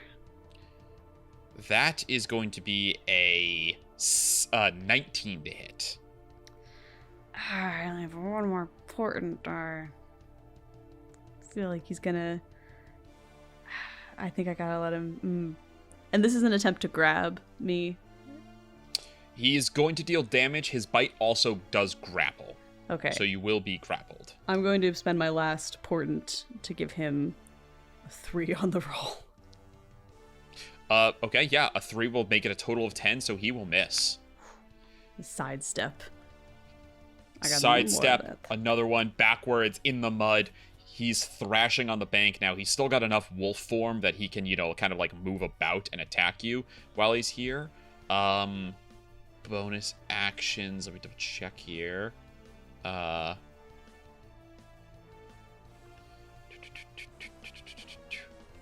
check here. Nope. He does not have any bonus actions. All right, it's your turn. This is your 3rd turn. He's taken 2. He didn't really do much else first. All right, round 3, Katya. Okay. He is right on top of you. He is gonna move 5 feet up actually, just to be right there with you, but nothing else for him. Katya will hold her staff firm in his face, and I'm gonna use my action to reactivate the sunbeam so I can get another DC 18 con save. Okay. That is... what's his con? Con plus 4. That is an 18 exactly. Meets it. So I'll take half of 68 radiant. Yeah, 68 is swingier. Yeah. So you have a higher possibility of getting a higher total, but also a higher possibility of getting a lower total. The bell curve is flattened from 8d6. That's going to be 33 points of radiant damage that you can have down. Oh, 33 is down to 16. Yeah, 16. Not too bad. He's below half. And then I'm going to... Then I'm going to Misty Step. Katya will almost stomp right in the wolf's face. 10, 15... 30, and then I'm going to use my movement to run away. 15, 20, 25, 30, 35, 40, as far as I can possibly go. And I'll stand there incredibly menacingly and also a little bit out of breath. Okay. Cool. He's got 40 5, 10, 15, 20, 25, 30, 35, 40. And then he is going to use Mental Lance. Hey. So he gets back in the water, flops, and swims. And as he comes up, his eyes flash. Can I get you to please make a wisdom saving throw? Is this a psionic ability? It is. Yes, it is. It's a power. Okay, so you're going to counter. He is going to get a con save on Yes, this DC because of the new way it works. 18. Yes, DC 18. He's used only one. Yes, because he's only used one legendary resistance. He didn't use one against the reverse gravity because there was nothing to save against. He couldn't grab. So he used it against the first sunbeam. Then he succeeded on the second. So here we go. That is a natural 19 on the dice. So that's 23. He is going to save. Stupid new counter spell. So you take a wisdom saving throw. Okay. This is going to be 1, 2, I'll take 3. That's an 18 total for me. An 18 will succeed. Hooray. I'm so And I rolled. wise. Oh man, you love when the dice all add up to intervals of 10. Ugh. It's Clean. 20 psychic down to 10, and you are not frightened. I mean, speak for yourself. I don't have the All frightened right, condition, yep. but how am I feeling? Afraid. Cool. Oh, I think I missed a reaction.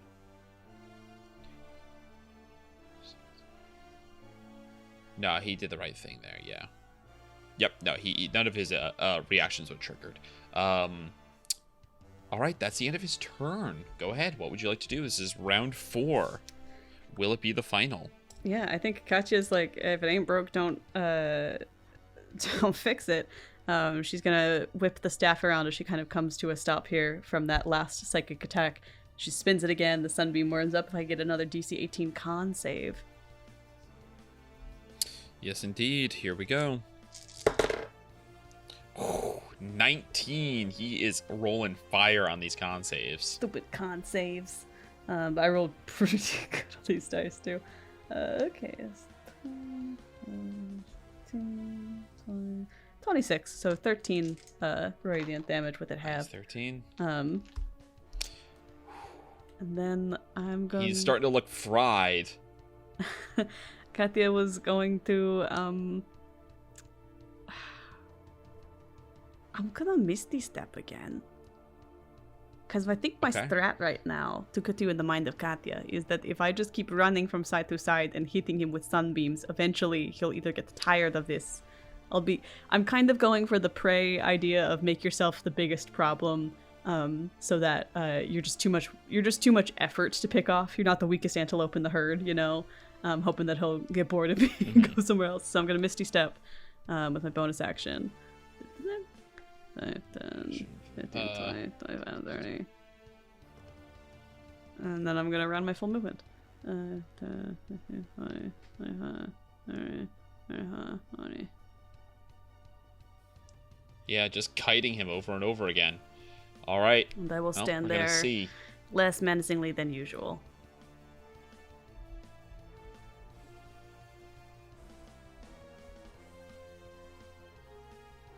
All right. Once more, wisdom save. He's gonna try to lance you again. Fuck it, I'm gonna try and counterspell him again. Why not? I'm here. I'm Yeah, standing. why not? DC 18 All right, con save. All right, that's only a 9. He will use his second legendary resistance to succeed. Good, spend it. Okay, wisdom save. But that's his last one. With save? That's only a 14 on the wisdom save. 14, I believe, will fail. Yes, DC 15. Here we go. All right, so that is going to be the full 17 points of psychic damage. Ouch. And you are afraid of him, which means you can't get closer. You have disadvantage on attack rolls and ability checks. Unclear if that will matter at all. If you exist in a permanent state of fear, then the fear condition really changes nothing for you.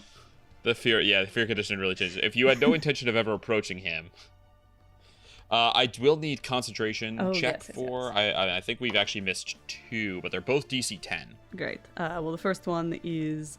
Oh, I have advantage on these, actually, so it's even better. Yeah, that's That's well over 10. And then this next one... 15, 15. They both... First one was... Okay, both succeed. 15 succeeds, and then the last one was a 16. Okay, very good. He's got nothing else. He thought you were going to be way out in the water. He's a water predator. All right, what would you like to do? Okay. You see that Katya's starting to, like, breathe a little heavier now, as this fight has been going on for a little bit, and the ferocity is building up now that we're not in the secret no curse place. And Sunbeam does not lower the DC, because it's just recasting the same spell. Reactivating the same spell does not count as casting a new one. So Correct. She's getting up there, but she's okay. Misty Step helps, but... Misty Step's helping, but it's a small band-aid. But I think she's like, I just gotta keep trying to bring this guy down. I want to try... Could. This guy doesn't look like a plant, does he? No, he looks like an aberrant beast. Now, I want to save some spell slots for potentially having to get over this river, so I think she's going to just reactivate the Sunbeam. Constitution save, DC 18. Well, Do we really have he's to out keep of doing saves, this but song and he's dance, been... Slime Wolf? When you will either let me go and we could all disappear. Total of 18. He is just too hard to put down. Jeez Louise, Slime Lord. Okay. Hey, be happy he hasn't landed a bite or a claw on you. 30 points of radiant damage, have to 15. 15. He is in spitting distance at this point. And then second verse, same as the first. I'm going to Misty Step. 15, 20, 25, maybe? And I'm going to run away. 5, 10, 15, 20, 25, 30, 35, 40. The audience is getting a real experience of like what Katya pre-party was like. Where if she ran into a difficult situation, she would run away as fast as possible. Well, it's working. You see that he is just gonna leave. With only 7 hit points left, he has realized this is a fight he's not gonna win. And he is going to head out. Let's see, where is he? He's gonna just dash away and get full cover under the water. So 5, 10, 20, 25, 30, 35, 40, 50, 60, 80. And deep underneath the water he goes. Vanishing from sight. Well, that was not ideal. I get why all the wolves are avoiding this place. All right. Combat drops. What would you like to do? As I've been firing these sunbeams off, any chance they've been like piercing the fog a bit to give me more visibility? I think they're only going 60 feet, but... Not with only 60 feet now. Okay, I think... Knowing what's in the water... Let me see how many spell slots I got. What's in the water? Okay. I'm gonna try the old Dimension Door, Wall of Force, Nightcrawler, getting across the ocean trick. But the caveat here is that I only have 2 uses of Dimension Door if I pair them with the Wall of Force. So I want to go one by one if possible so I can check off those resources. Yeah. Well, Wall of Force lasts a while, doesn't it? It does, but I don't think I can move it once I've cast it. So I need... No. I just mean that one by one, when you cast it, you have time. You land on it and you're like, you have some time. Yeah, I get 10 minutes. Yeah, exactly. Yeah, you don't need to do things quickly. You can make choices. So, all right. Oops. All right. You focus, and just like before, you Dimension Door, cast the Wall of Force beneath you, and fall down. How high above the river are you putting this Wall of Force? I'd like to go at least 30 feet above the river, if possible. Sure, 30 feet, okay. You're 30 feet above the river. You do have to teleport higher, but you land. You're going to take 20 points of falling damage. How many hit points does Katya have left? 32. Maybe I should have short rest before I Okay. started doing this, 'cause I could have regained some spell slots. Oh, that would have been smart. Oh, I'm in it. You're I'm in it now. now. You're in it now. Okay. You take a look across. Make a perception check to see if you can see through to where you're going. Dirty 20. You look through. You can't see the other side. Okay, this is so fun for everyone involved, I'm sure. Okay, let's, I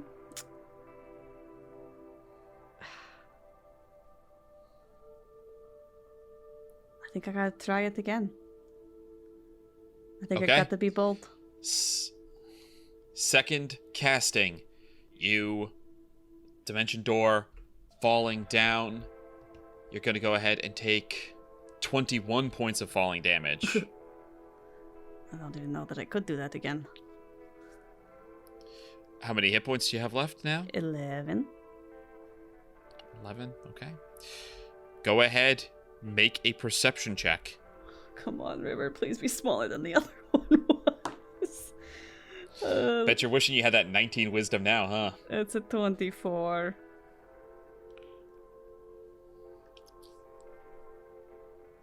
So close to being able to see through the fog. Come DC on! 25. You look. You're unsure. You don't know. You're gonna have to DM, make. would my dark you're gonna vision have to help? make. No. You're going to have to make a choice here. Yeah. You're gonna have to make a choice. Are you going to the fall damage is gonna hurt you real bad. So, are you gonna teleport knowing that you could end up in the water if you go an additional 500 feet? Well, the fun wrinkle in that is I don't think I can cast Dimension Door again without spending some time to recover. Arcane Recovery is, I believe, a short rest, which I don't think I can take before It the is, squid drop, which is part of why I probably should have done a short rest before I did this.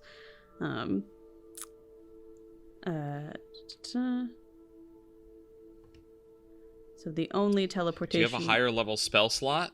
Or have you used No, because them all? I reversed gravitied and then I sunbeam. Yeah, reverse gravity, sunbeam. Yeah. Yeah, okay. So the best you've got then is Misty Step. Best I've got is Misty Step. I think Far Step is a higher level anyway, so that would probably not work. Just double checking all of my various teleportation magics. In the vain hope. Yeah, no, Far Step's 5th level, that would not be helpful. What I could do for just a moment, while I have the extra minute here, is oh no, shoot, I don't know. Yeah, you got a little while. Is You're that also ritual? resourceful. You get a heroic inspiration whenever you finish a long rest. Oh. Have you ever used that? I don't know that I've ever... Fuck, can I use that in my perception check just now? Yeah. I didn't know I had Resourceful. You gain a heroic inspiration whenever you finish a long rest. that. Yeah, it's a D8 at this level, right? Or Yes, it is. add 4 to that 24. Bring me up to a 28. I want to fucking see where the edge of where the other side of this is. All right. You peer through, and you see that you are close to the other side. There's about 200 feet here. Ooh. And I can't swim. You can't swim. You start looking. You've got Misty Step. I've got the one With Misty Step. What was your total? Your total's 28. Yeah. On a 28, you look out. And this is over the course of minutes, right? Like you're trying to figure out how you can cross here. And as the 10 minutes, 1 minute passes, 3 minutes, 6 minutes, 8 minutes. Time is starting to get through the hourglass. You know you're going to have to make a choice soon. You notice a fallen tree that begins to pass. It's going to pass not far from you. It's going to... oh, wait, hold on. Wait a second. Did I do my math correctly? Wait a second. No, you get 100 feet. I think I did my math wrong. Oh. You get 100 feet. Yeah, I have the runway. I get to zoom. From the runway. So it actually wasn't 500 feet. It's 600 feet to those times. That brings you to 1,200. This is so funny. I can't believe I did the math wrong. It's a little bit shorter on this side. I had marked you as traveling 1,000 feet with 200 left. But the runways were 100 feet each. I didn't mark those. This is a 1,200 foot. As you come to the other side and you peer through, my mistake. We have to the retcon. The fallen tree that you see in the river, as you peer through, you realize that 30 feet away is this fallen tree is stretching out to land. And with your Misty Step, you're going to be able to just make it. Oh. Everything is coming up, Katya. Who needs the fucking lucky feet? She'll twirl her cape around her and Misty Step, not taking any fall damage if possible, because she's looked... No, you can go right onto... There's a tree there, so yeah. My goodness, I literally had it written down, what the distance was. I'd based it off of the quarter mile, one a little bit, this one a little bit shorter. And I literally was just doing the math wrong. Because you're 100-foot runway. Oh my god, that is so crazy.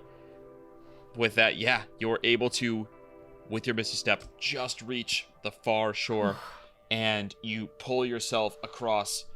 Your whole body feels like beaten from the fall damage multiple times, and you kind of crawl across. What does the scene here look like as you reach solid dry land? I think Katya just, doubles over for a moment, allows herself the briefest second to catch her breath, and then remembers what's waiting in the river and is going to start moving as fast as possible away from it. I think as exhausted as she is, as sluggishly as she's moving, beaten up, from really only her own fault, more than anything else, I think she knows that she has to keep moving because resting near this river is not an option. You start to pick your way through. As the sound of the river fades behind you, you cross 20 feet, 100 feet, 200 feet. And then the snap of a twig, and you see stepping out from behind a tree, there's just this massive cat. The best way I could describe it is Yeti cat. It's like a big tiger, but it's got just this thick, shaggy white fur. It's got its fur almost comes to a point around its muzzle. Gleaming eyes, steps out, slinks in front of you, blocks your way, this probably 900-pound cat. And then you see on a branch up to your right, you see this smaller spotted brown cat, this ocelot, clinging to this low branch, looking down at you. You see a lumbering out of the woods, this stocky, almost more dog than cat-like, really powerful build, long saber teeth. A saber-toothed tiger comes out. You hear the flutter of wings, and you see a Tressum, one of the winged cats, comes and alights on a branch. More and more start to peek out. Little sand cat, as small as a little beanie baby, pokes out from among the leaves, followed by what looks like a lion, but it's scaly on the back half. It's got scaly back half of it. So many magical cats. Leomar. You see, each of them is going to sing a song lion. of what they are and who they do. Yes. I hope everyone has another 2 hours. A cheetah. You see a cat comes out full. It's about 4 feet long. It's sitting on a branch, and it's got the most disturbing, wide, grinning smile you've ever seen. All these big green eyes. There's full on Cheshire cat looking thing grinning down at you. The foremost cat, the shaggy one that you first saw, the crag cat, comes and stands in front of you, turns starts to walk away and then looks over its shoulder at you expectantly. Katya will take a moment to kind of gather her breath as she's been moving quickly this whole time. Brush off the cape. Crack all the joints and go to follow. You follow the cat. The rest of them following behind you, others beginning to pull in from the sides, you gathering this procession as you travel through the woods. Easy to follow, not having to worry about tripping over logs or sticks as you follow this this leader taking you the safest way through the forest. You walk 10 minutes, 20 minutes, 30 minutes, until you come to a clearing. The fog's still thick, but the light from the moon and the sun finally piercing through a little bit.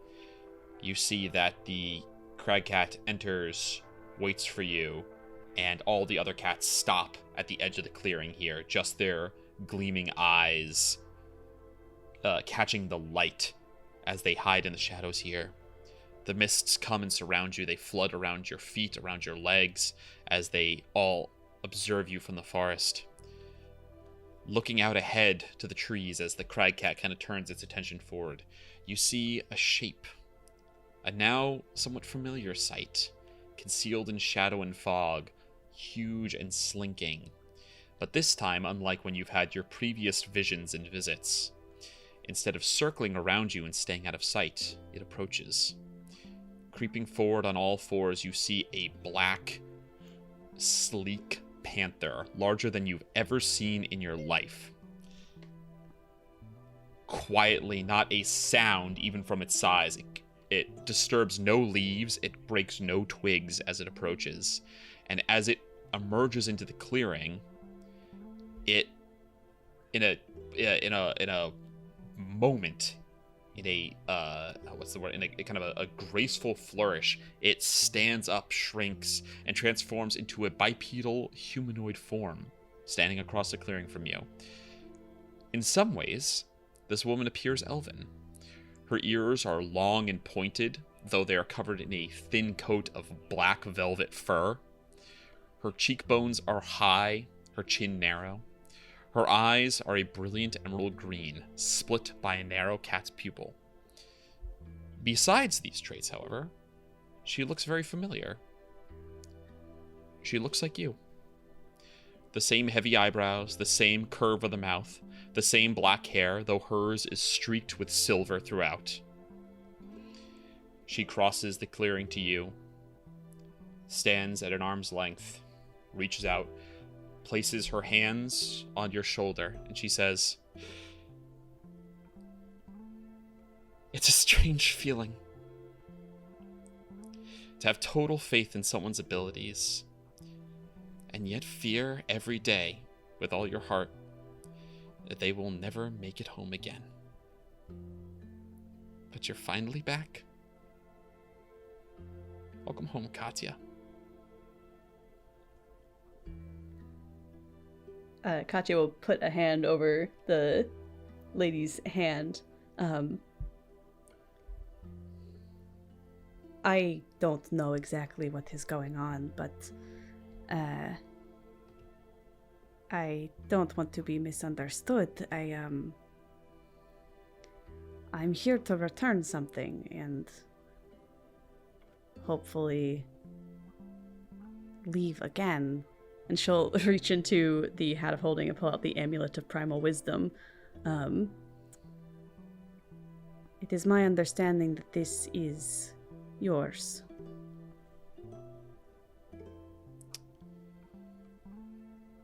You see that she takes it. She smiles. She says, "Oh, I thought I would never see it again. Stolen by a servant of the Blood God. It belongs to the heir of the Cat Lord." She passes it back. She says, "Which means it belongs to you." I think Katya is a little blue screened.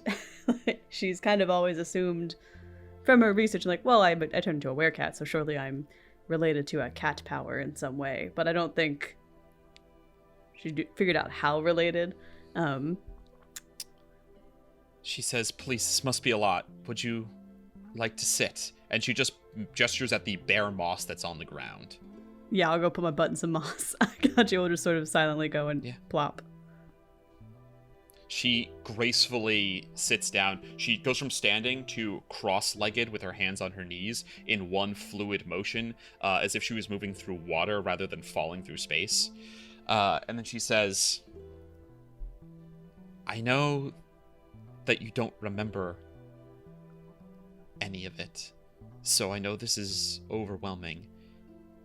I don't want to overwhelm you, and yet I'm also bursting with desire to tell you everything. So why don't we start with what you want to know and go from there? Well, I am a wizard, so I would like to know everything, but Everything it is, as you wish. What's the first thing that you remember? I wake up in a, farm field somewhere on the material plane, and I make my way to a small village, and from there, about 2 years ago, make my way to Baldur's Gate. And there's a lot of time in the interim there where I'm figuring out that I am a human who exists, and also that money can be exchanged for goods and various services, and that I need to speak more than one language, ideally, to get around and misadventures, but mostly it's waking up in a very quiet field. And also that I did something horrible and terrible moments before that would have led me to ask to be in that field, essentially.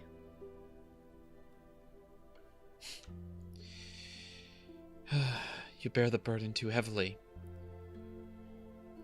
That first memory of yours, it's not the first thing you remember before you lost your memory.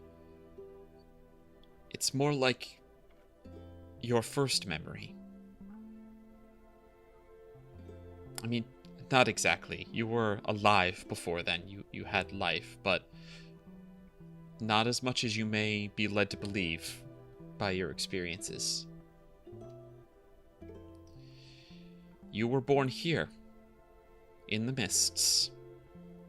A kitten. My kitten.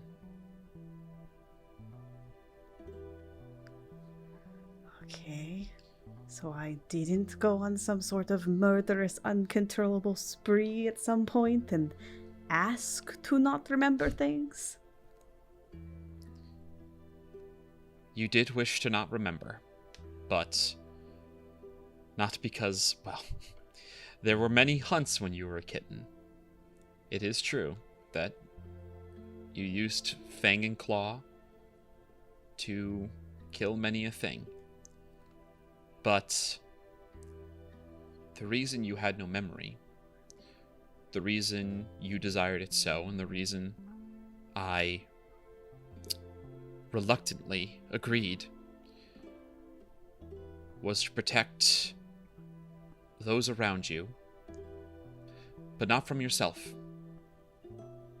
from those that would seek to do you harm.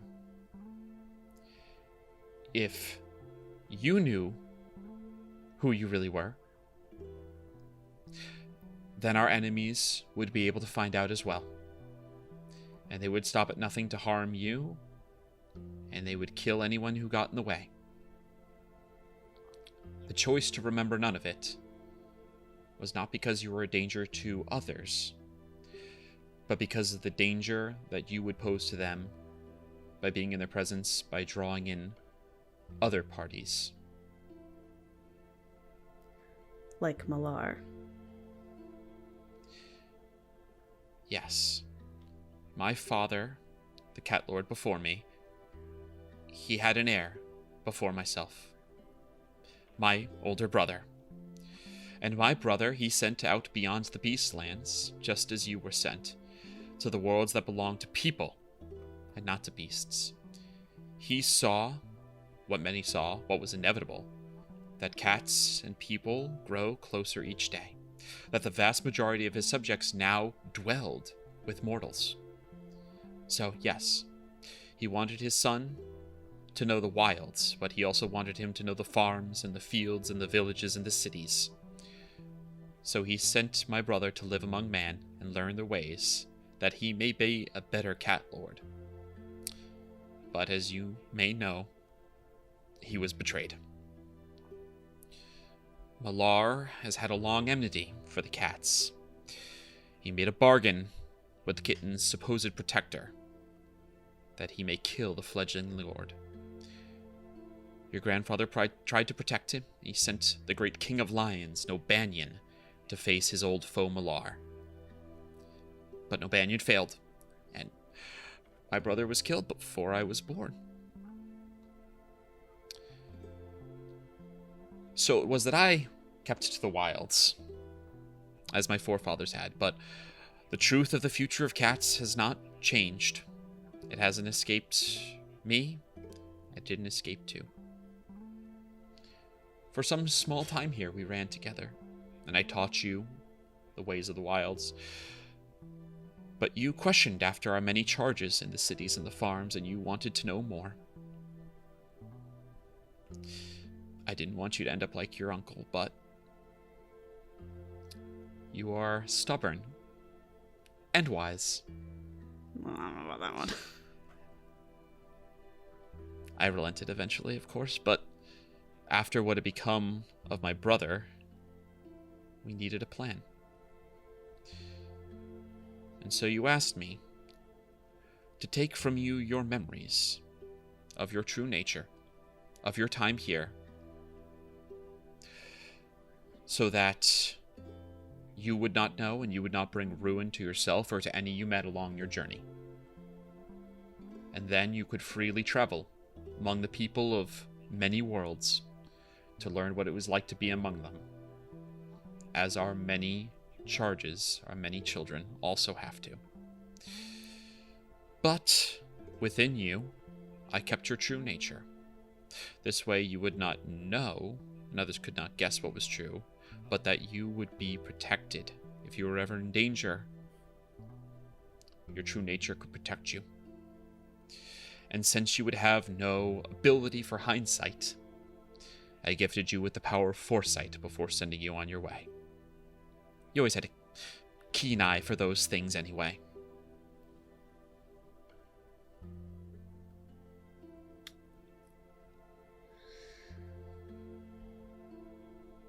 I have spent a lot of time thinking that what was done to me was a curse that I asked for.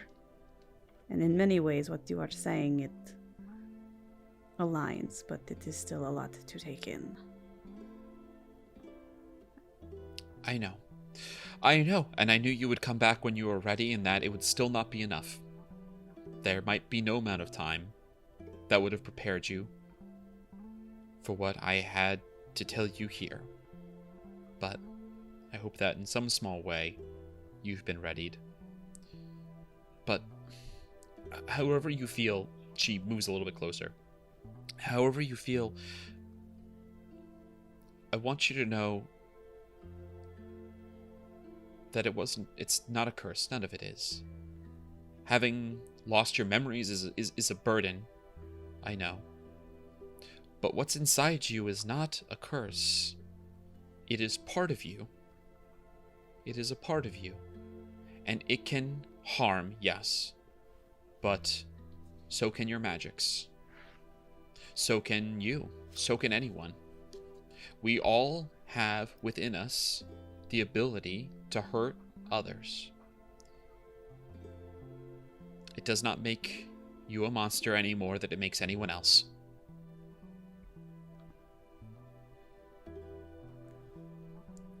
Katya will, wipe a single tear from her eye.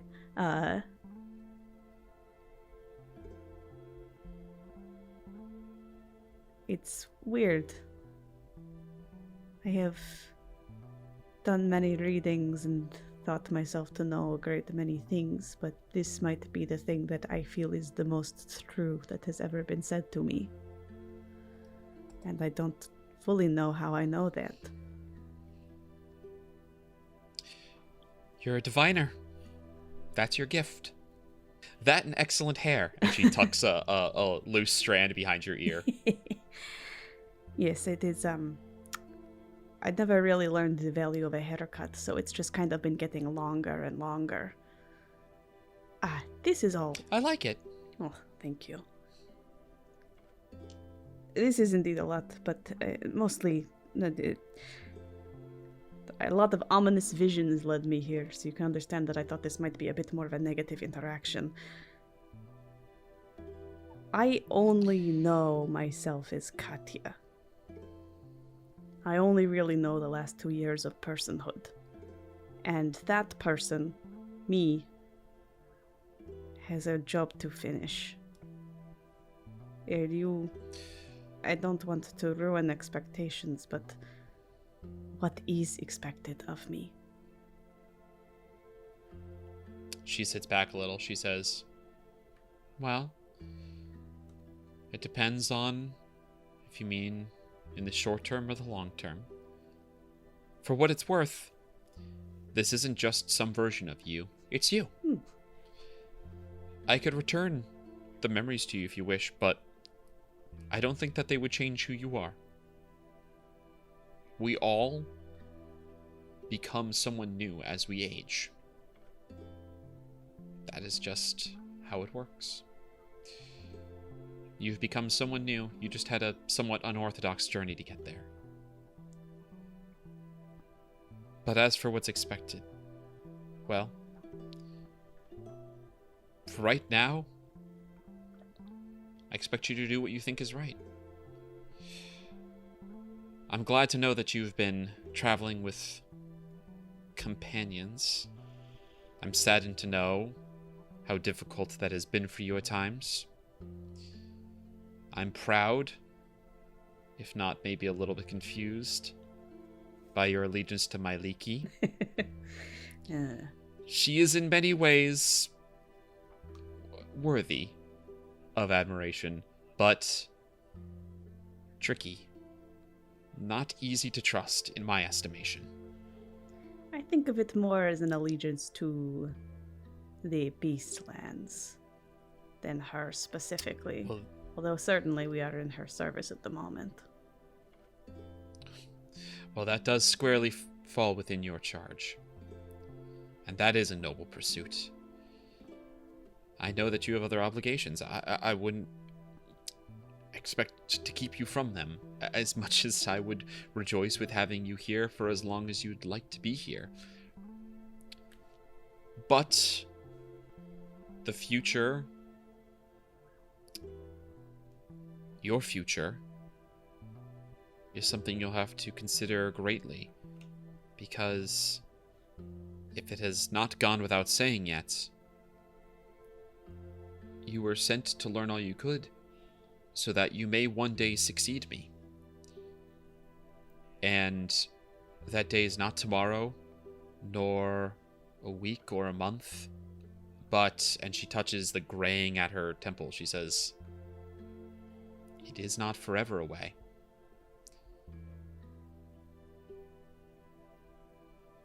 I know it was the reason you were sent, but I also know that you've sought a way out from your past. If you chose to leave it behind,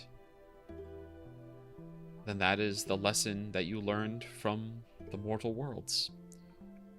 That is why I sent you, and I could not fault you for doing what was asked of you.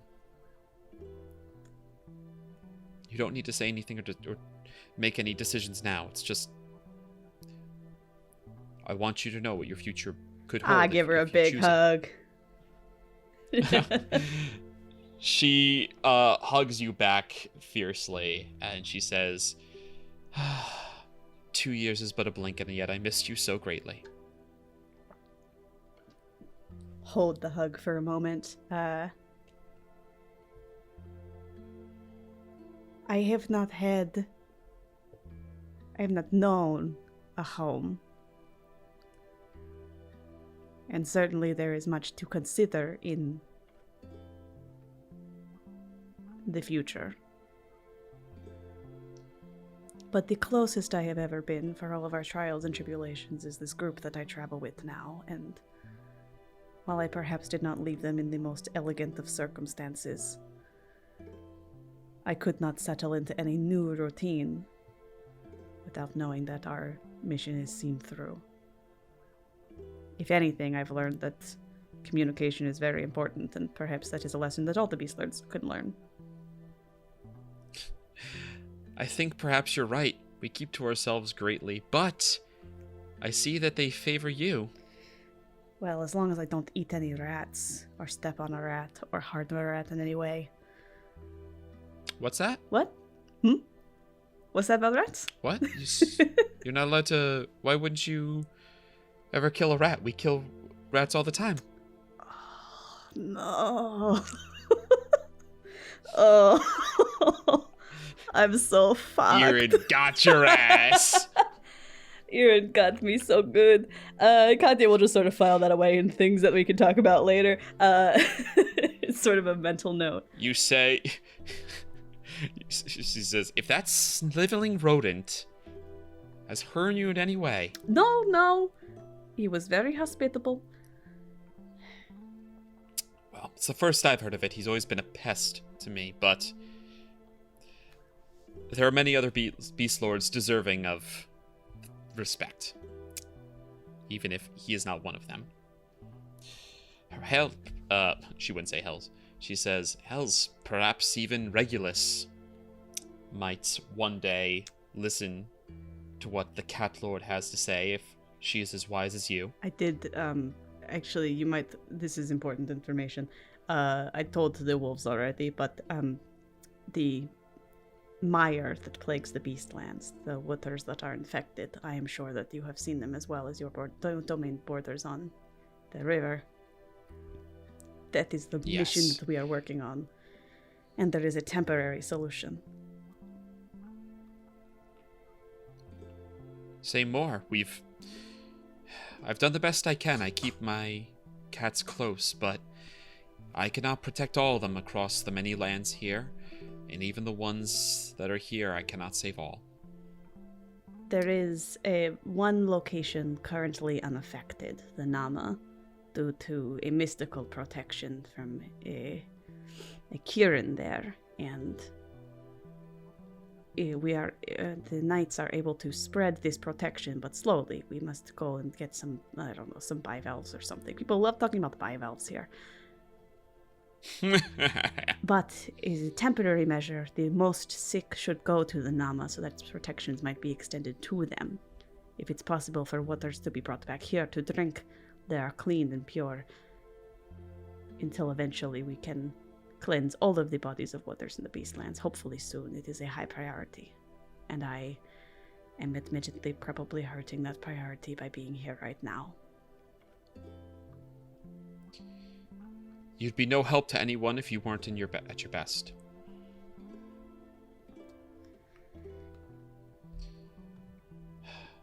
I'm glad to hear that you've found a solution for this. Whatever aid I can grant you, you have it.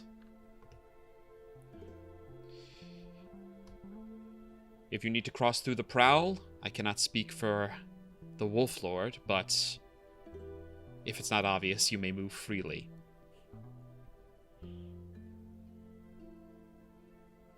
I think if it is all the same to you, I do not want my memories back.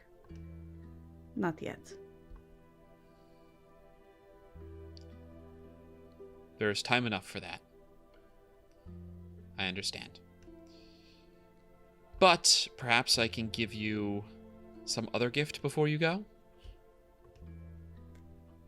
I would settle for a nice nap. Perhaps a long rest. I think I can do better than that. May I see your staff? I'll hold out the antler of Botris, the staff possibility.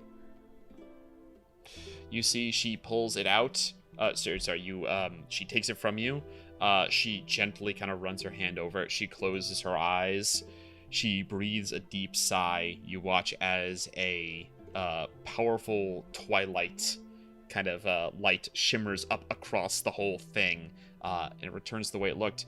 However, it is changed. Katya, you can go ahead and add the Exalted Staff of Possibility. If you check your inventory, I think you should be able to find it. If I could spell exalted. Yes. Oh, Jesus Christ. EXALTED. Oh, there it is. Okay. There's only 2 items with exalted in the name, and one of them is your custom item. Yes. Thank you, Austin. So it works much the same way. Still has 10 charges, still regains 1d6 plus 3. You can use them to cast Borrowed Knowledge, Clairvoyance, Death Ward. New Possibility, which also doesn't come up very often. You can change a failed save if it only targets you to a successful. Huh. Twin Staffs, the sending once per day. However, the bonus goes up. It's no longer a +1 staff, it's a +2 staff. And you gain the ability Shifted Reality. When you fail an attack roll, ability check, or saving throw, you can spend any number of charges. You may roll that many d4 and add the result to your roll, potentially changing the failure into a success. Ooh, super fucking cool. It's like a little inspo. It's a little guidance. It can be a lot more powerful than that because you can add a bunch of d4s if you spend a bunch of charges. Oh, you're so right. Oh my god. So we may need to tweak the balance on that. It may be that each charge should be a +1 to your roll instead of a +1 d4, but I'm basing it off of another magic item, so we'll see how the balance for this homebrew item goes. Then the Cat Lord, who you have not asked her name, but her name is Leon. Leon will place a hand on your cheek. And Katya, I have a question for you. Yeah. Would you like to improve your divination, or would you like to be closer to your feline heritage? Ooh. I think from this point forward, Katya is going to be comfortable using the Amulet of Primal Wisdom, which I think she considers already an improvement to her heritage. So I think that I would be more inclined to go for divination, because I think that there's a bit of Katya that's like, this is all so much to take in. I kind of want to cling to the part that I know is me. So I think it's an improved divination. Absolutely. Yeah. So in that case, go ahead and take Cat Lord's. Go ahead, search for feats. Okay. I think you can add feats at the bottom of your character sheet. You're looking for Cat Lord's Blessing of Prophecy. Okay. Gotta close all the 5e rule sets. Homebrew, Cat Lord's Blessing of Prophecy. Add. Go ahead and read out what it does if you'd like. Cat Lord's Blessing of Prophecy. You've got the Inescapable Eye. Creatures cannot succeed on the saving throw against scrying spells cast by you. Tight as hell. Perfected Third Eye. When choosing a benefit from the Third Eye feature, you can alternatively choose True Sight. Yo! Which gives you True Sight within a range of 30 feet for the duration. I can move that spell around. Yes, it's a smaller range. You only have 30 feet of True Sight, but it's free, right? That's the trade-off. That's trade-off. And then Sense Weakness. When a creature fails a saving throw against one of your spells, you learn its vulnerabilities, resistances, and immunities. Tight as hell. Super so supporty. Your divination now improved. Your staff improved.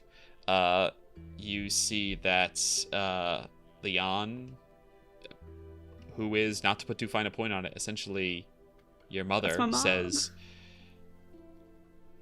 "What will you do now?" Well, I would like to take a night to rest, recover, and ask you many, many questions, because as mentioned, I would like to know everything.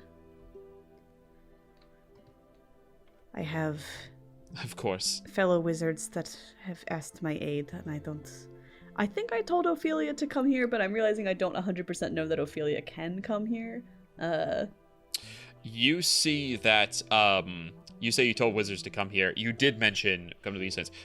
You see that Leon calls down to the Tressum, and Beast speak in its ear. It says, like, keep an eye for any trying to enter the mists, and sends it off, and it flutters through the branches off away. She has a bird. She Please says, don't eat the bird. If they arrive, we'll know. For your friend, I will have it known not to kill the bird. You see, there's a sense of like, it's this long lost reunion she's been thinking about for so long, but it's kind of like if she was a vegetarian and you showed up and you were like, "This is so nice to meet you. We have to go get veal." Yeah. She's like, okay, trying not to judge. It's personal. There might be two of them. I don't know if Lysandra came also, but I need to confer with them if they arrive soon. But I did not leave the best way when I parted from the party. I stormed off, and I think I owe it to them and to the greater mission that I have been so constantly saying that I am dedicated to return to them expeditiously.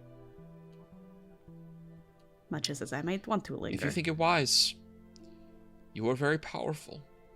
I think that you could solve any problem you wish, and it frightens me to know that you would go back to working with those who, although useful, may not have your best interests at heart. We all remain dedicated to the same cause, and some of them have shown me the only kindness that I've really known. The people of the world are, as a whole, messy. They're not bad, but they're not wholly good either.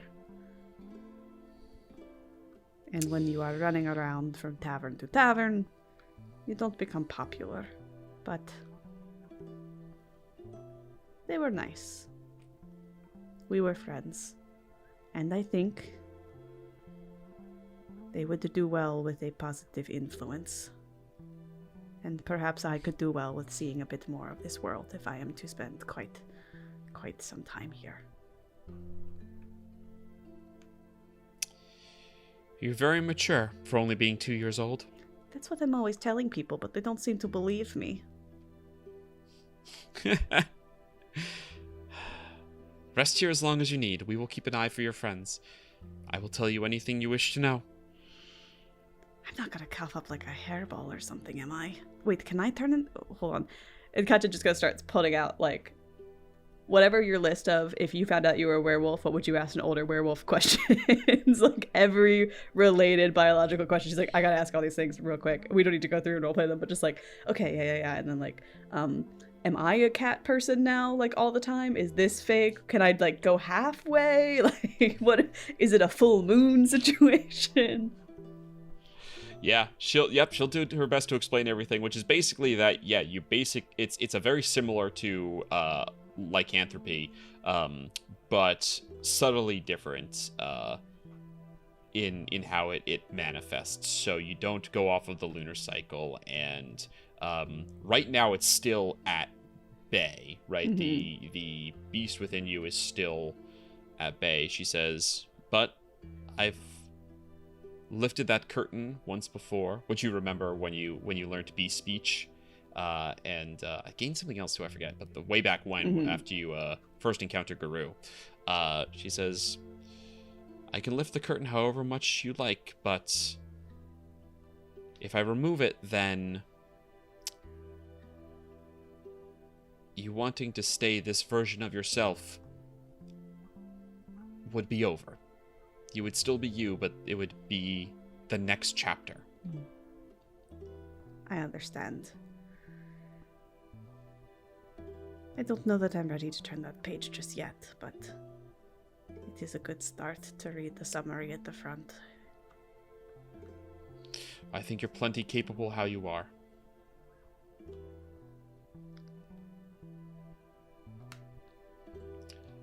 With all the time that you would like, you ask questions, she answers. Many of the cats come and join the clearing, and it's kind of a Garden of Eden, but everything is purring and like grooming itself the whole time. Rad. What's going on? You know, big old Siberian tiger comes up and like lays behind you, so you can like put your back up against it instead of just sitting up straight the whole time. And for what's worth, Leon changes her posture too. She's been kind of mimicking people sitting cross-legged, but as time goes on, she becomes more comfortable. She basically moves like a cat. So she's basically like, she'll like, as you ask her questions, she just kind of like lays and stretches out. And it's a little strange to watch like a humanoid behaving fully like a cat. Like just puts her arms out and stretches sometimes, and kind of like lays on her side and sometimes rolls a little bit in the moss. It's very childlike in a way, but you know that it's her feline nature coming through as she spends more time shaped like a person.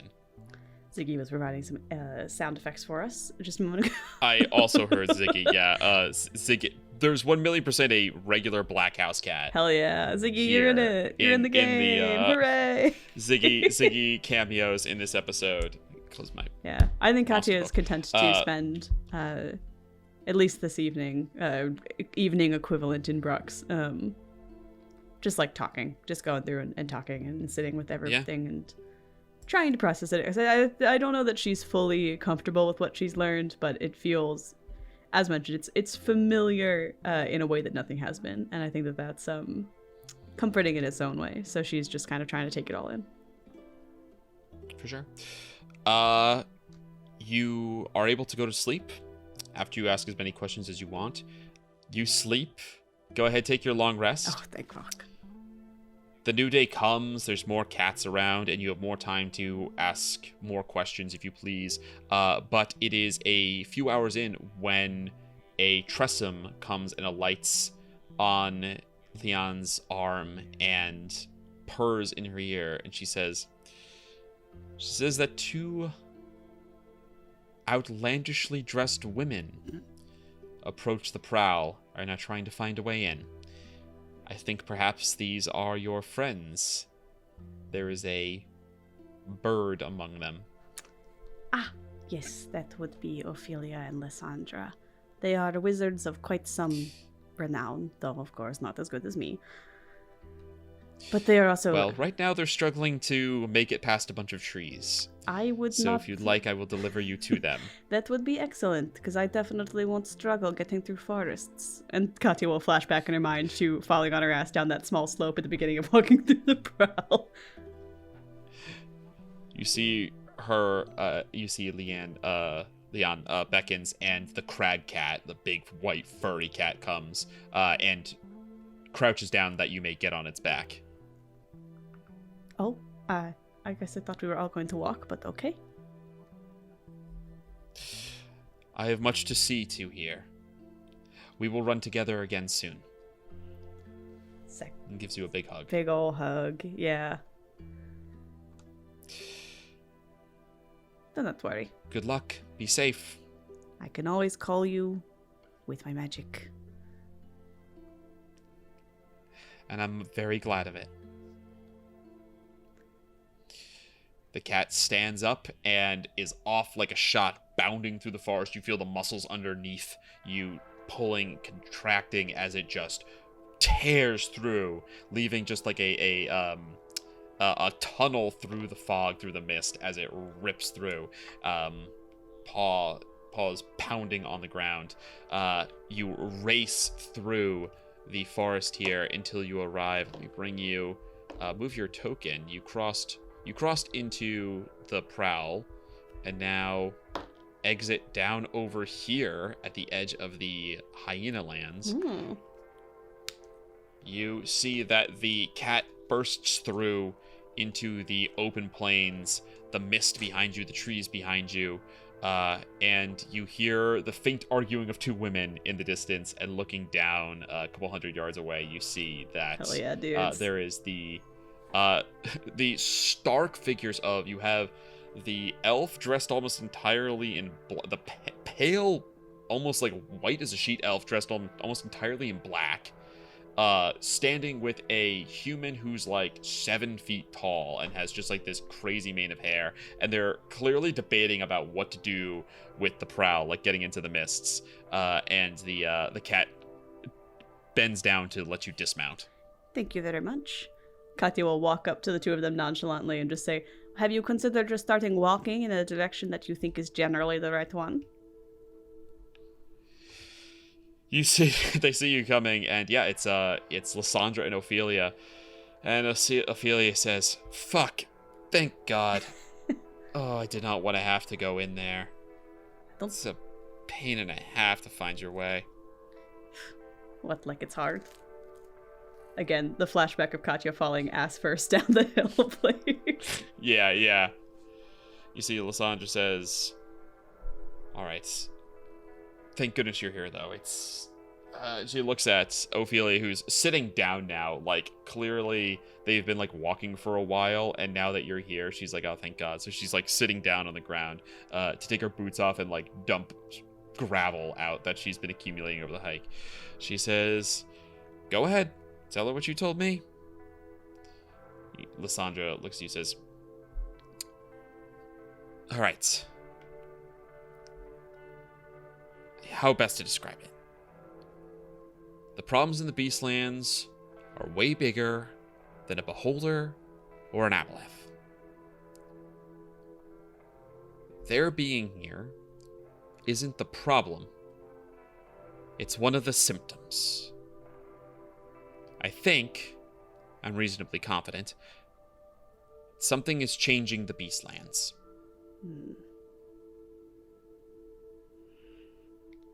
The nature of this plane, portals would be constantly appearing and reappearing.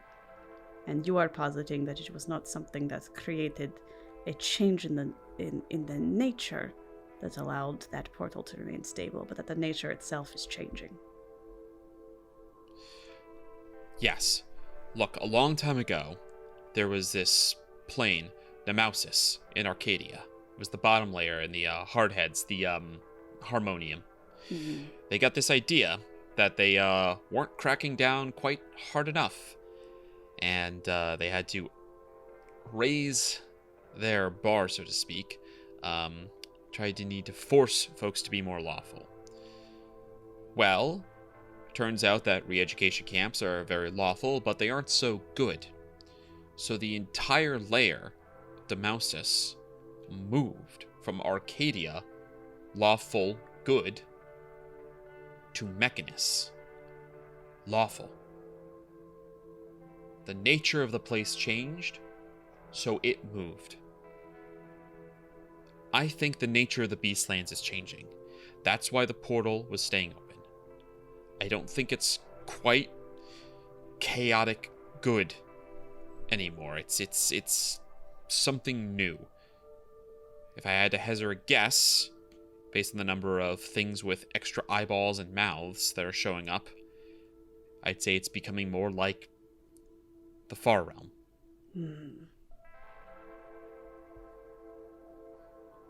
That is distressing. Yeah, things are bad there. I don't know if you've ever been, but I try not to judge a place based on its cover, but Far Realm can't say was one of a high destination on the hit list nonetheless. What would it take to change the nature of a plane? It feels like simply having one, lawful re-education camp can't be enough. It has to be big to change the nature of a place. yeah, it does. And that's what we have to get to the bottom of. At this point, Ophelia stands up and says, literally, things are getting worse further down. It only makes sense that Karasuthra Of course. would be the focus of this whole thing. So, we have to get there ASAP, except for I know that there's this whole problem with fish. Yeah, there's an ebolith in the siege as well, possibly multiple. We are working on it. The other nights, I believe we're heading for the sessile pools. There's a bivalve there that can cleanse the water when combined with some Kiran hairs. It's potentially a way to weaken the eboliths enough for us to take the fight to them. Admittedly, I still don't know how we're going to get underwater, seeing as I can't swim, but it is something that needs to be handled expeditiously. They are only getting stronger the longer they are left untended in that well, and it's possible that they are holed up in the Library of All Knowledge, which I like knowing things as much as the next wizard, but never good when your enemies know a lot of things. You say all of that, and Ophelia and Lysandra are a little bit slack-jawed, and Ophelia says, well, good work.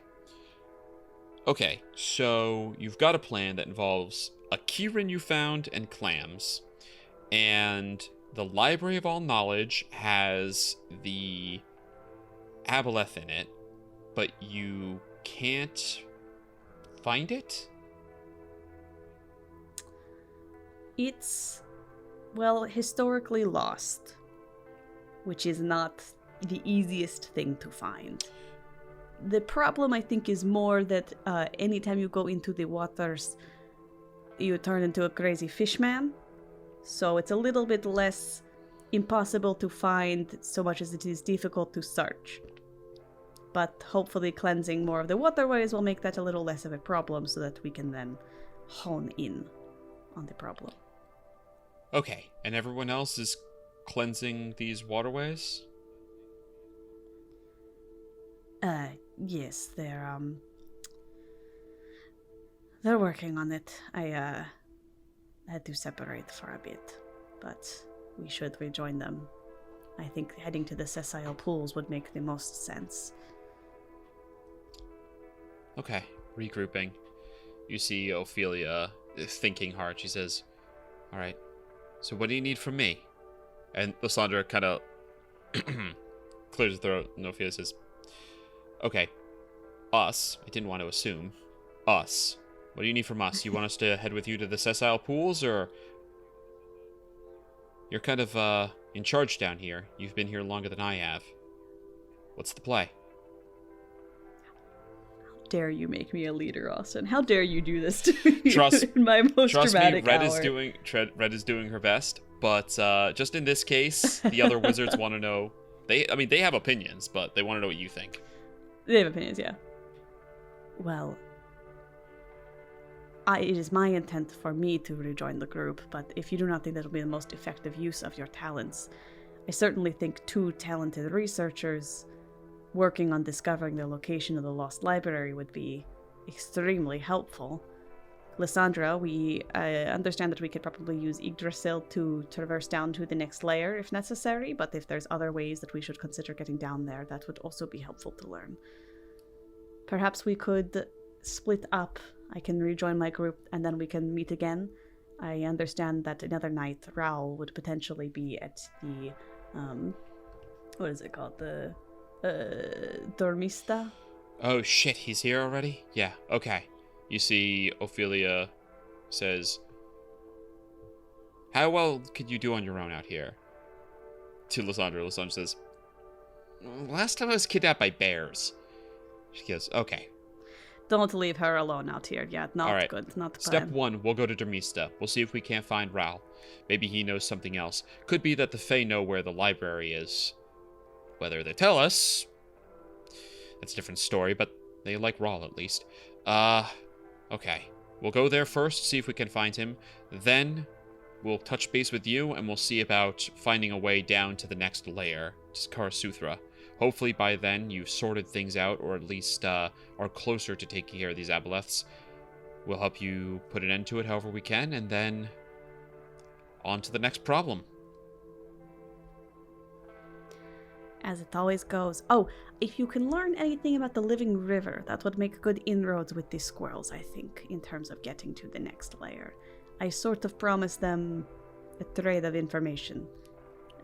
Well, if They've been helpful. you see Ophelia says, if anyone knows about that, it'll be the Fae. They've been here a long time. I bet they'll know something. Great. I am sorry that I gathered you here only to send us all off on our disparate ways again. Hopefully we can at least travel a bit of the way together, but I fear that our missions are going to take us to separate places, and Lysandra, your reveal is certainly distressing. No, it's for the best.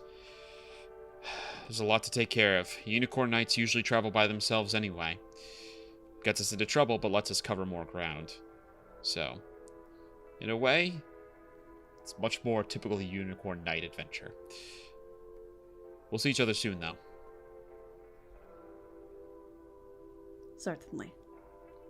Intermista. And of course, you can always call, and I'll shake the staff. All right. Travel safely. I know the Mortai are You as well. fussy. I mean, don't go up. We don't go up. Yeah. Flashback to episode 1, getting bodied. Yeah. And avoid getting wet in any way if you can, unless it is waters from the Nama. It's not great out here. The rain, the rivers, all of it. It's polluted. You see that Lysandra says, can't be worse than the water in Sigil. This one turns you into a crazy fishman that goes into the siege as well, never to return, so... What is the name of the waterway in Sigil? The ditch. She says, all right, we'll put it on par with the ditch then. I do not miss Sigil. Or at least not that part of Sigil. You've been seeing the wrong parts then.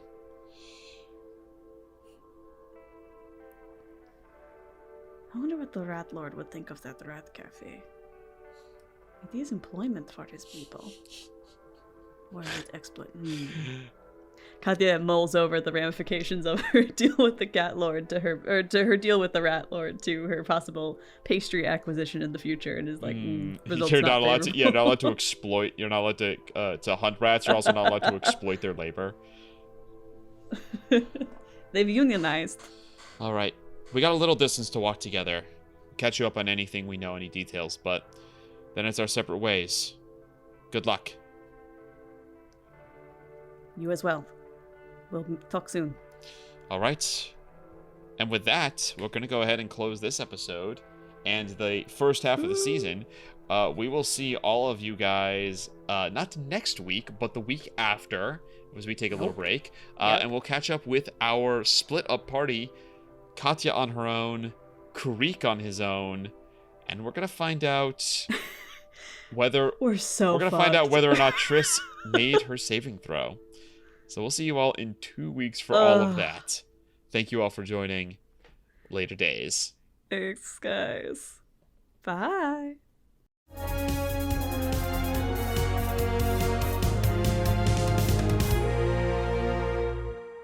Thanks so much for listening to this week's episode of Hunting Party, a Rolling with Difficulty campaign. We'll return in 2 weeks with another thrilling installment on the possible reunion of the Hunting Party.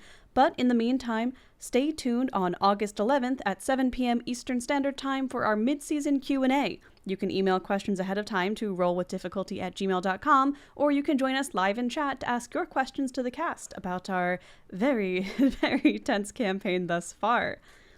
If you want to keep up with us in the meantime, you can also check us out on socials and the YouTube community page.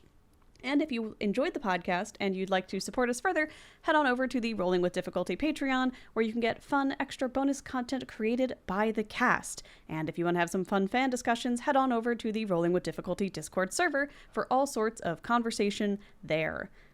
Got all that? Great. Then we'll be back in 2 weeks and catch you out on the trail of our latest quarry. Happy hunting!